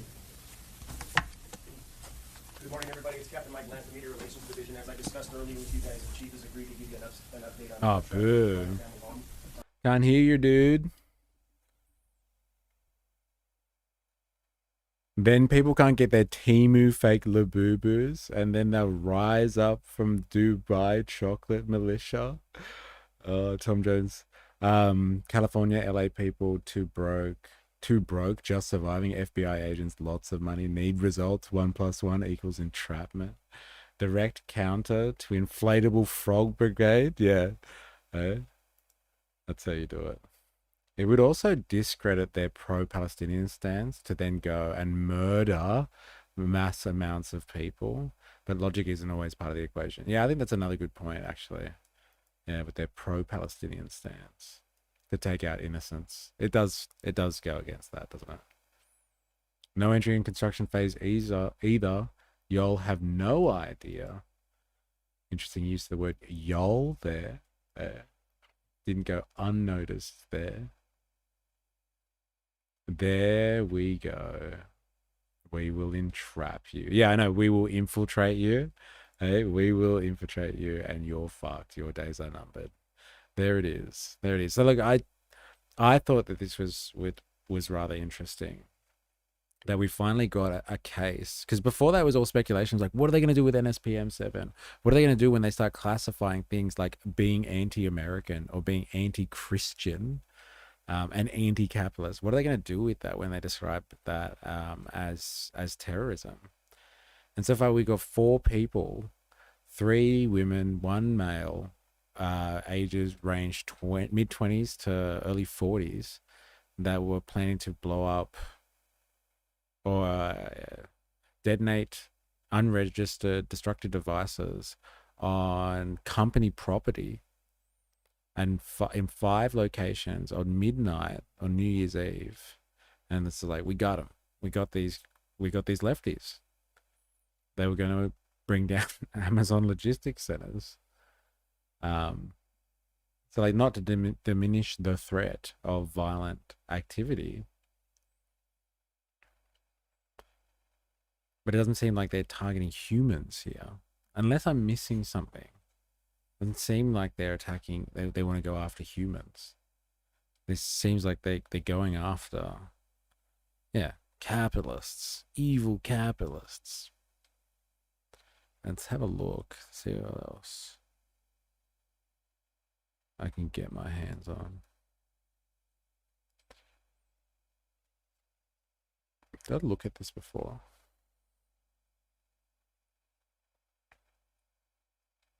Oh, this is just a summary of it.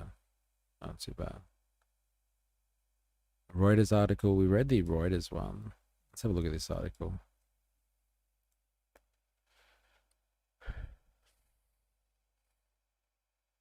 Meals on Wheels.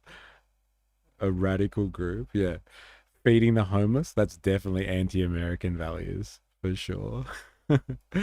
Feeding people that need assistance. Hey, that goes against... That's anti-capitalism right there. That's hilarious.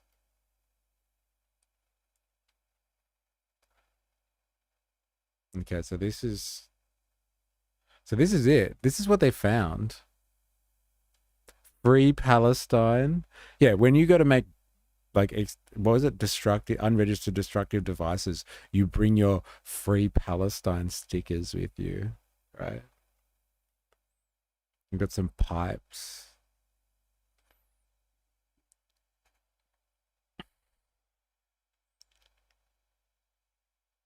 Interesting. Evidence presented by the U.S. Justice Department in the indictment of 4 alleged members of the Total Island Liberation Front accused of plotting a New Year's Eve bombing attack in Los Angeles and Orange counties. So this is the little hideout they had.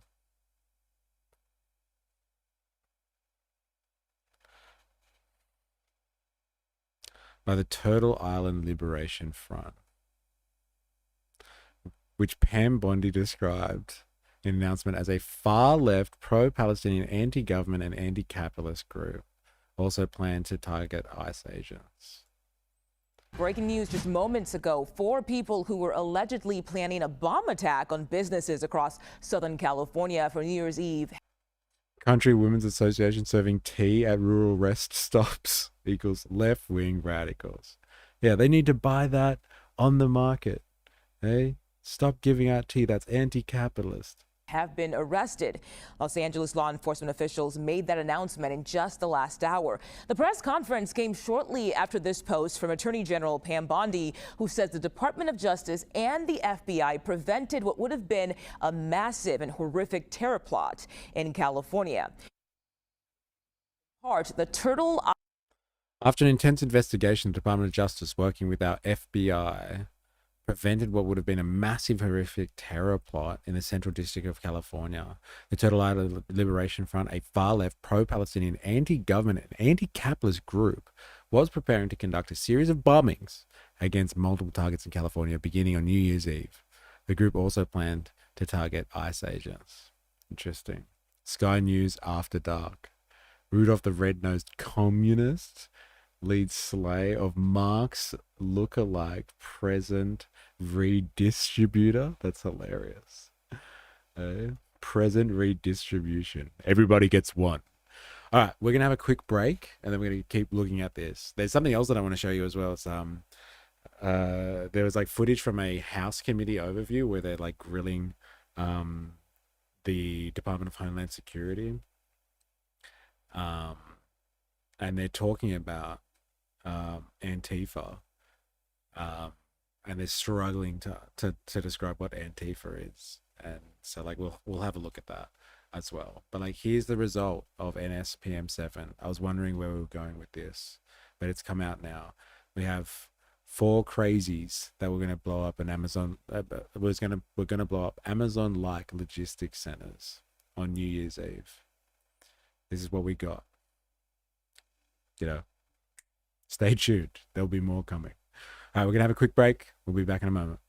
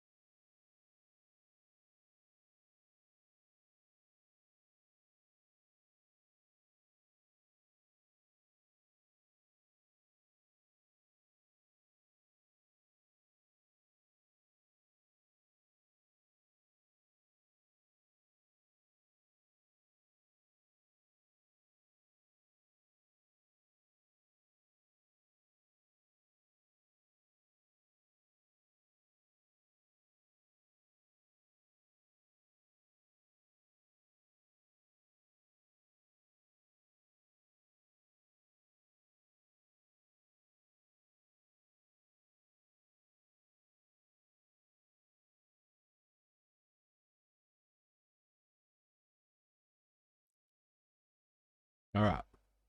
Back to it. I think all this stuff is interesting in the sense that there's a big push.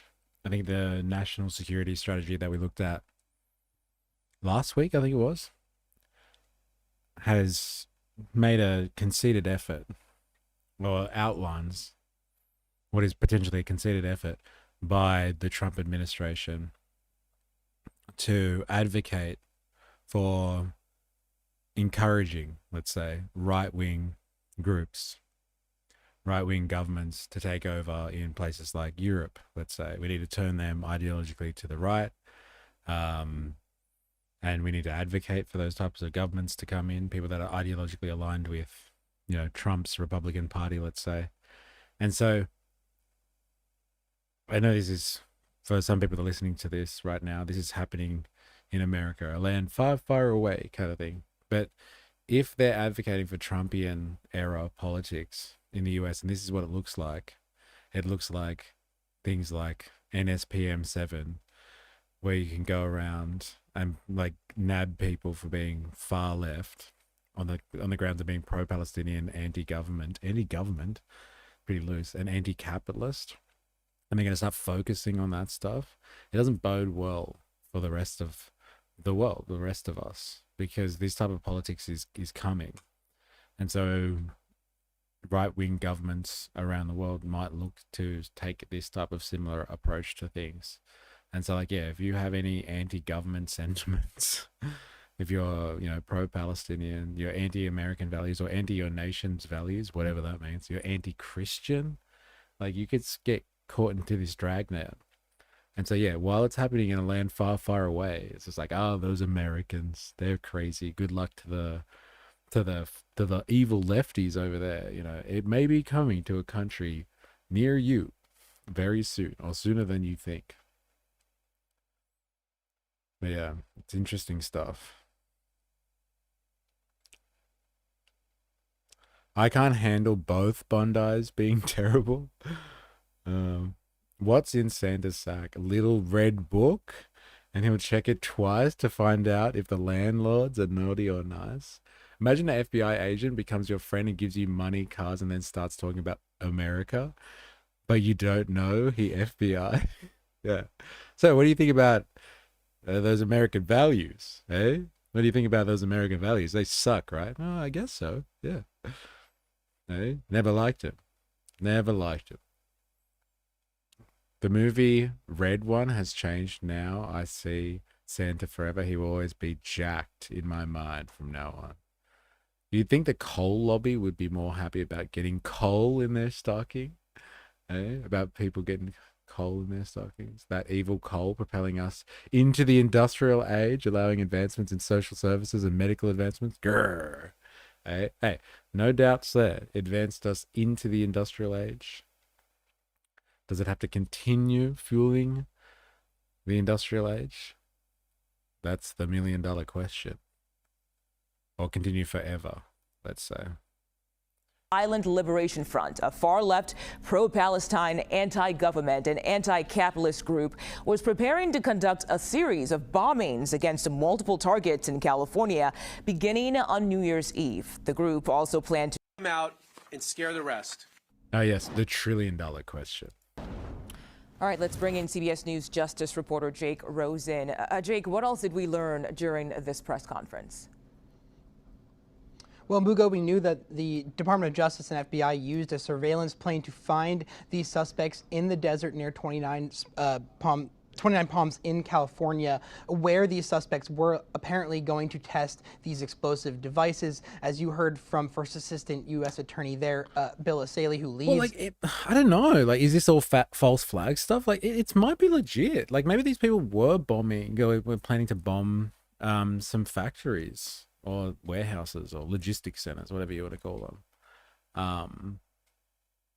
But like, it seems like, as the sentiment's already been expressed in the stream chat, like, they infiltrated these groups and they caught them kind of before they even made the devices, by the sounds of it. So there's a lot of, hey, projection going on here. Hey, this is what they're up to. As opposed to, following it down the line a little bit. It just seems like, if anything, if it's not a false flag, they need some press on this. And like, we put out this strategy, this national security memorandum. President Trump wants to see some results. Let's pour our resources into this. We got to come up with something. And so they've like, all right, well, this is what we got. We got some Turtle Island liberationists, and they're going into the desert to make some explosives. Do you want to nab them now, or what? What do you guys want? It just seems a little bit construed in that behalf, in that sense. Sorry. Far right Chile rears its ugly head again. Chile didn't like the communist option. Chile gave her the cold shoulder. The federal prosecutor's office. This was a plan in which 4 people were arrested in this weekend.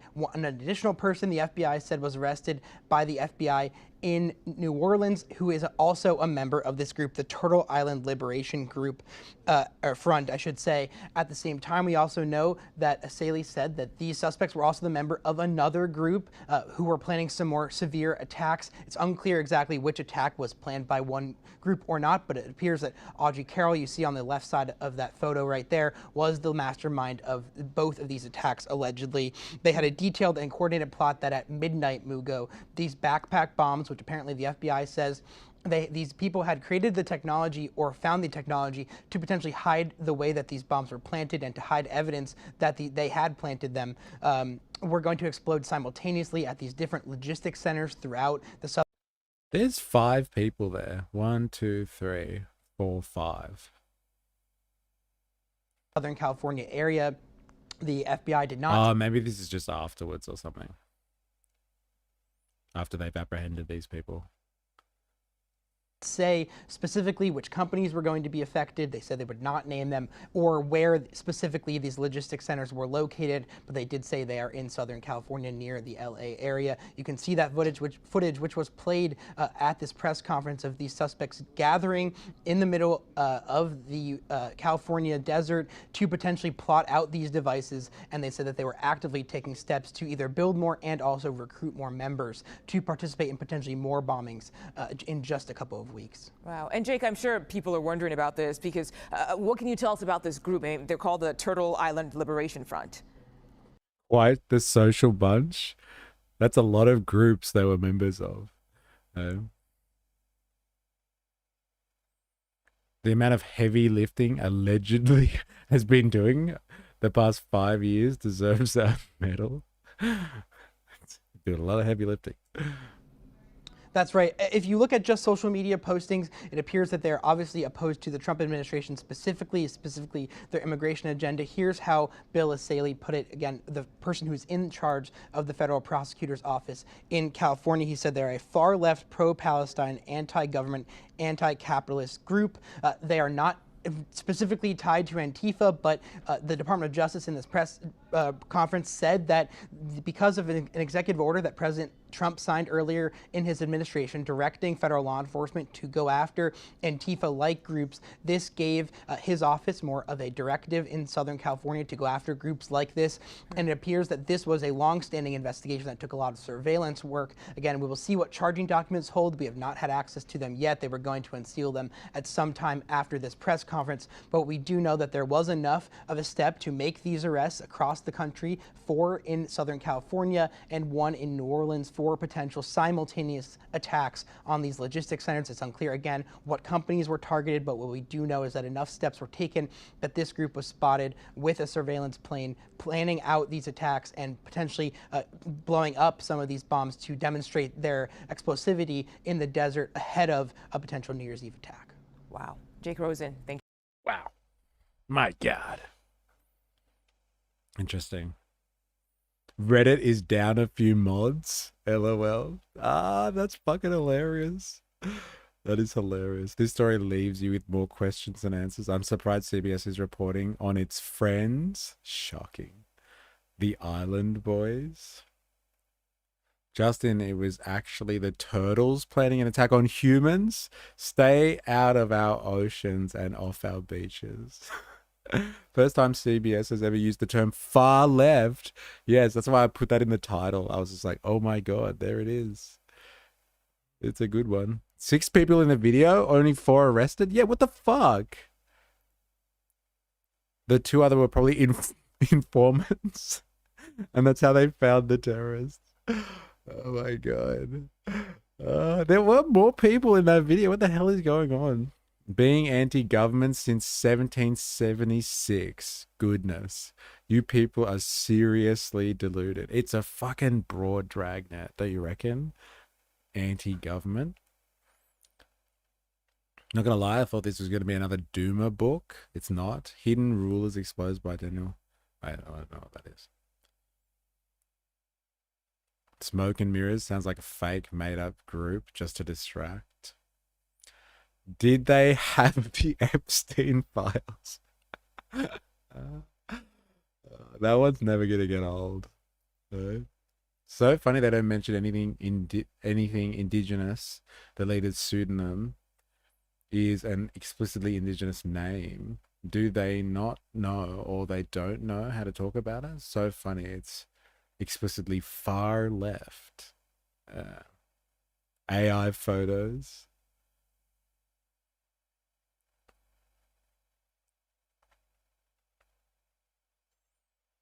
Lies, just lies. Where's the Epstein files? That one's never gonna get old, apparently.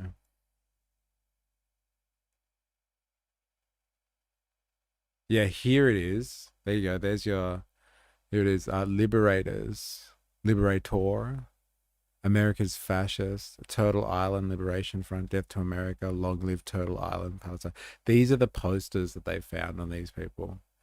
Hey, look at this one. Someone's done it with a pen and just drawn over it over and over again. Could you imagine? Like, hey, quickly, we got to get those signs ready. I've only got a pen. Oh, yeah, right. Let me just draw this one up on a fucking piece of paper so we got some more evidence. Death to ice. It's pretty shoddy, this work, isn't it? Like, come on. These people seem more sophisticated than that. Than using a pen to write their evil posters. Their far-right posters. Oh, man. It's a little bit stretchy, this one. It's just a little bit questionable. But the National Security Memorandum has been put into action. Bondi has diverted resources. They want to focus on Antifa-like organizations. They found something. Thank God they brought their Free Palestine stickers, right? Into the middle of the desert, just in case anybody was watching them, so they knew what their fucking objectives were and their intentions were. Was that a can of V? Conveniently turned away so you don't know. So nobody gets upset about that. Interesting. All right. I want to watch this because I found this fucking hilarious.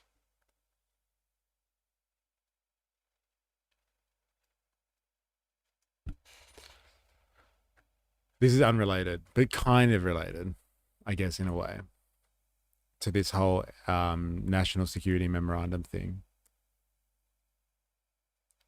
So there's the House Homeland Security Committee was holding a hearing about worldwide threats to the homeland. The U.S. Secretary of Homeland Security, Kristi Noem, National Counterterrorism Director, Joseph Kent, and FBI Operations Director of the National Security Branch, Michael Glasheen, is speaking at this hearing. And this guy from the FBI Operations Director for the National Security Branch, Michael, is getting grilled by this one of the members of the House Committee. And they start talking about Antifa. And so I thought I'd just show you this little part because we've kind of joked about this on the stream, about this idea that Antifa really isn't an organization. It's kind of just a set of principles, I guess you would say, being anti-fascist and opposing fascism where you can. And so this guy kind of questions the FBI on like how do you deal with a bunch of like principles, like a bunch of ideas, like you're not dealing with a group? How are you handling this? And it's kind of telling the answer. I'll let you make up your own mind, and then I'll talk about it. Much. I yield back. I now recognize the ranking member for 5 minutes of questions. Thank you very much, Mr. Chairman. Mr. Gladstein, will you tell me the organizations that pose on the domestic side, two of the organizations, number one, number two, threat to the homeland at this point? Can you please clarify, like organizations? Any domestic terrorist organization that poses a threat to the homeland as we speak? I'd say the first one, President Trump had just announced executive order domestic terrorist organization, Antifa. That's our primary concern right now. All right, that's what President Trump did. What does the FBI say? We share the same view. When you look at the data right now, you look at the domestic terrorist threat that we're facing. Right now, what I see from my position is that's the most immediate violent threat that we're facing on the domestic side. So where is Antifa headquartered? What we're doing right now with the organization. Where in the United States does Antifa exist? If it's a terrorist organization, and you've identified it as number one. We are building out the infrastructure right now. So what does that mean? We're trying to get the information. You say Antifa is a terrorist organization. Tell us as a committee, how did you come to that?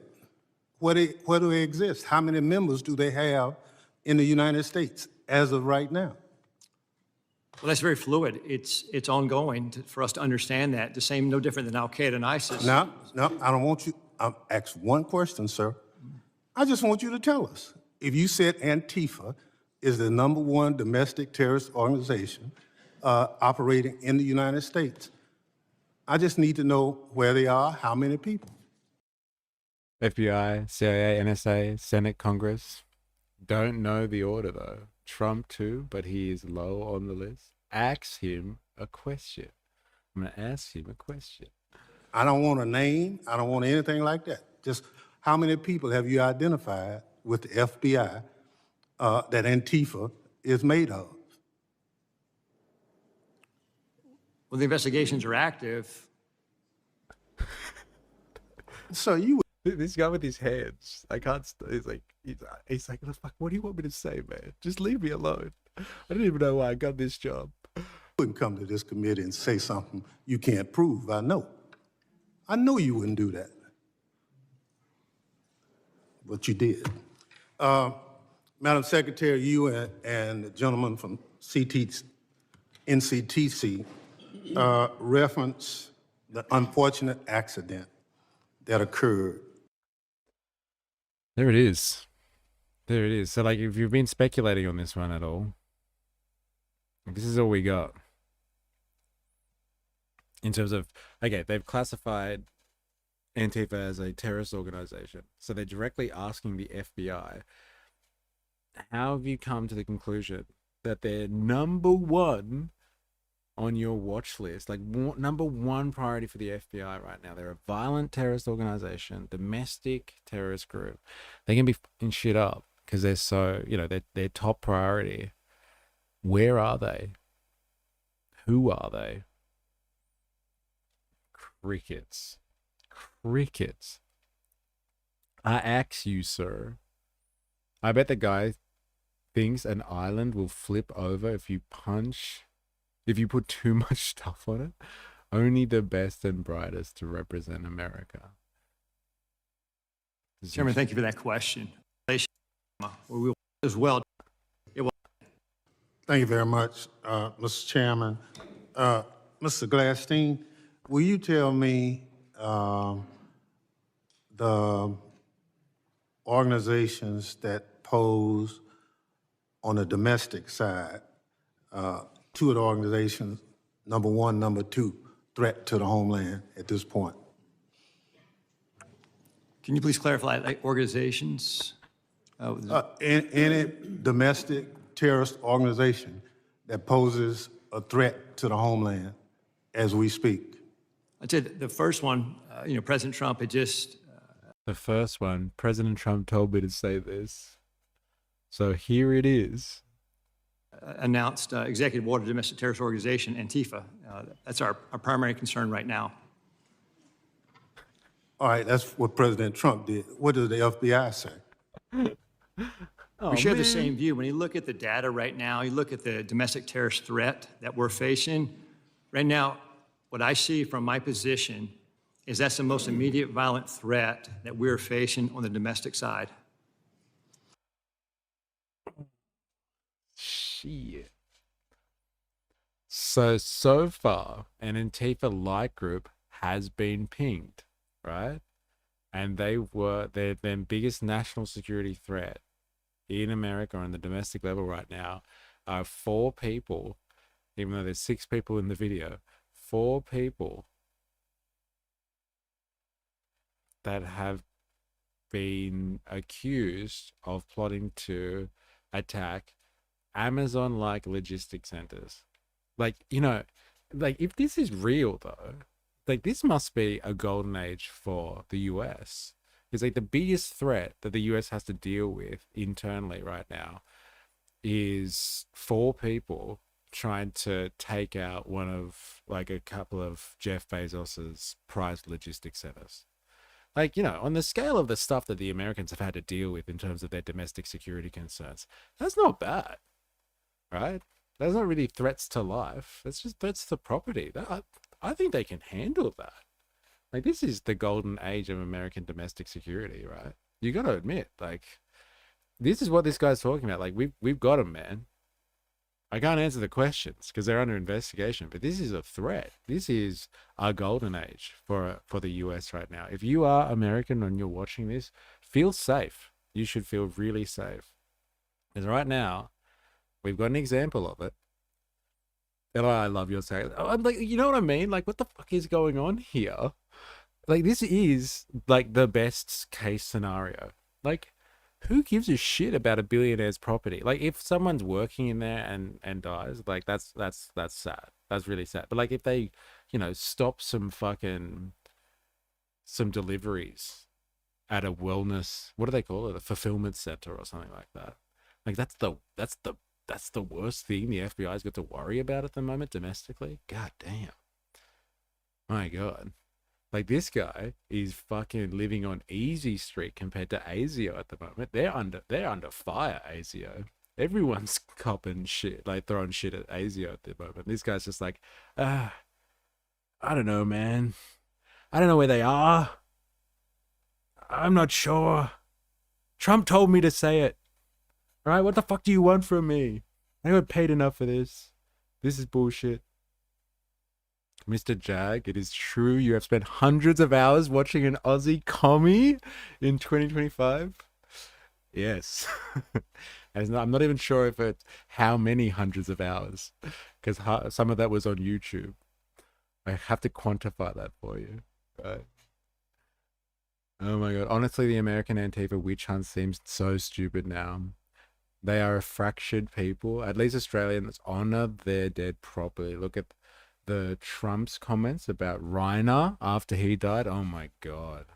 Yeah. Far out. That woke mind virus is turning them into violent radicals. What's that, Han? What did you put up there? Is it safe for work? Honestly. Han, is it? Is it safe? I'm gonna get in trouble for this. I have to screen this. Yeah, it's safe. Hey, trust me, it's safe.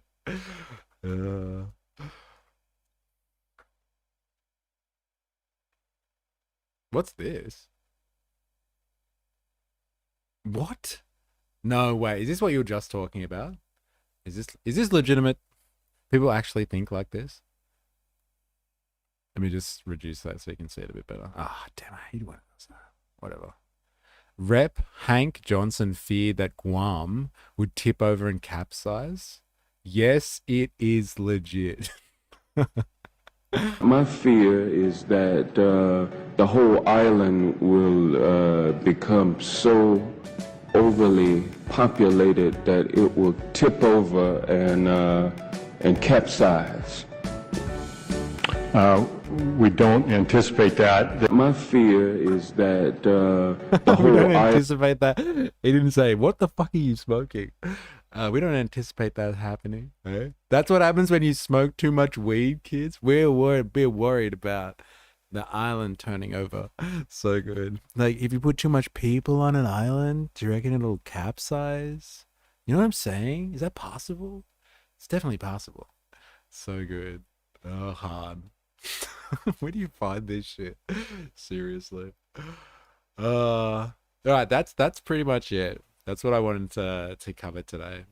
I wanted to have a look at Bondi because everyone's still fucking talking about it. Oh, Matt Bond, I have arrived, and that is hilarious. And Matt, you have missed some shit today. Like, if you're interested in knowing what the Trump administration is now doing as it focuses on far left extremism, like, you know, scroll back, I don't know, 20 minutes or something and have a look at what we covered Bondi and Bondi. Yeah, holy shit. We covered Bondi and Bondi. We've gone from Bondi to Bondi, and it's been an interesting exploration. That's for sure. My God. But yeah, if you want to know what the Trump administration is really, really worried about when it comes to left wing, far left extremism, then so far they've nabbed. You can see those 4 people in the background there, behind the coppers. They've nabbed 4 people under this new directive to go after left wing extremism. And they've got 4 people that seem to have been planning to bomb Amazon-style logistics centers. They hadn't made the bombs, but they had talked about it on Telegram. And they're from a group called the Turtle Island Liberation Front,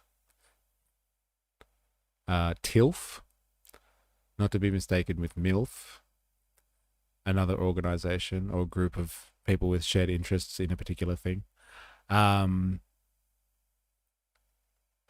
yeah, it's kind of unclear if they were really going to do anything more than damage private property. And so that's what they've got after like a few months of this direction being out. They've pinned these people. And then you've got an FBI director being questioned in a House committee hearing who has claimed that Antifa is the biggest threat to America domestically right now and can't answer a question on who they are, where they are, what they do. But they just know, everybody knows, you know what I mean? Everybody knows this is the real threat to American security right now. Tomato. 3 vaginas and 1 penis, but you can't assume pronouns. That's funny. 4 suspects, but I bet they all had a penis. It is said that over 1 billion people are part of the organization MILF. That's right, eh? That's right. There's at least 1 billion MILFs out there. And the FBI is going to direct its resources to find them out. I remember when I was younger, people used to wear that shirt and saying that they were FBI. And then on the back, it said something like female body investigator or something like that. And they're going to investigate you. So like we've come full circle and the FBI are now involved in hunting down MILFs and TILFs. And that's where we're at the moment. So female body inspector. Got it. That's the one. That's the one. Everybody's seen that shirt. And God, did everyone think they were clever wearing that one around. That's for sure. Notice how the right-wing Trump administration is going after left-wing extremism, while our left-wing government is trying to make it about right-wing extremism. But I think right-wing extremism has been on the agenda for a long time everywhere, right? And like I've made content, you can go back, dilemmas. You can go back like 3 or 4 years and you can see my content where I was making the case that right-wing extremism was being used as a scapegoat by governments. And so like, to deflect from other issues. And so like, you know, this has been going on for a long time, but now they need to find some type of balance the field kind of thing. And that's what Trump thinks is important, I guess. Federal booby inspector. I tell my son I'm a mother all the time. Hey, can't help yourself. Can't help yourself. Is this another funny one? Han? Keeping the lols rolling.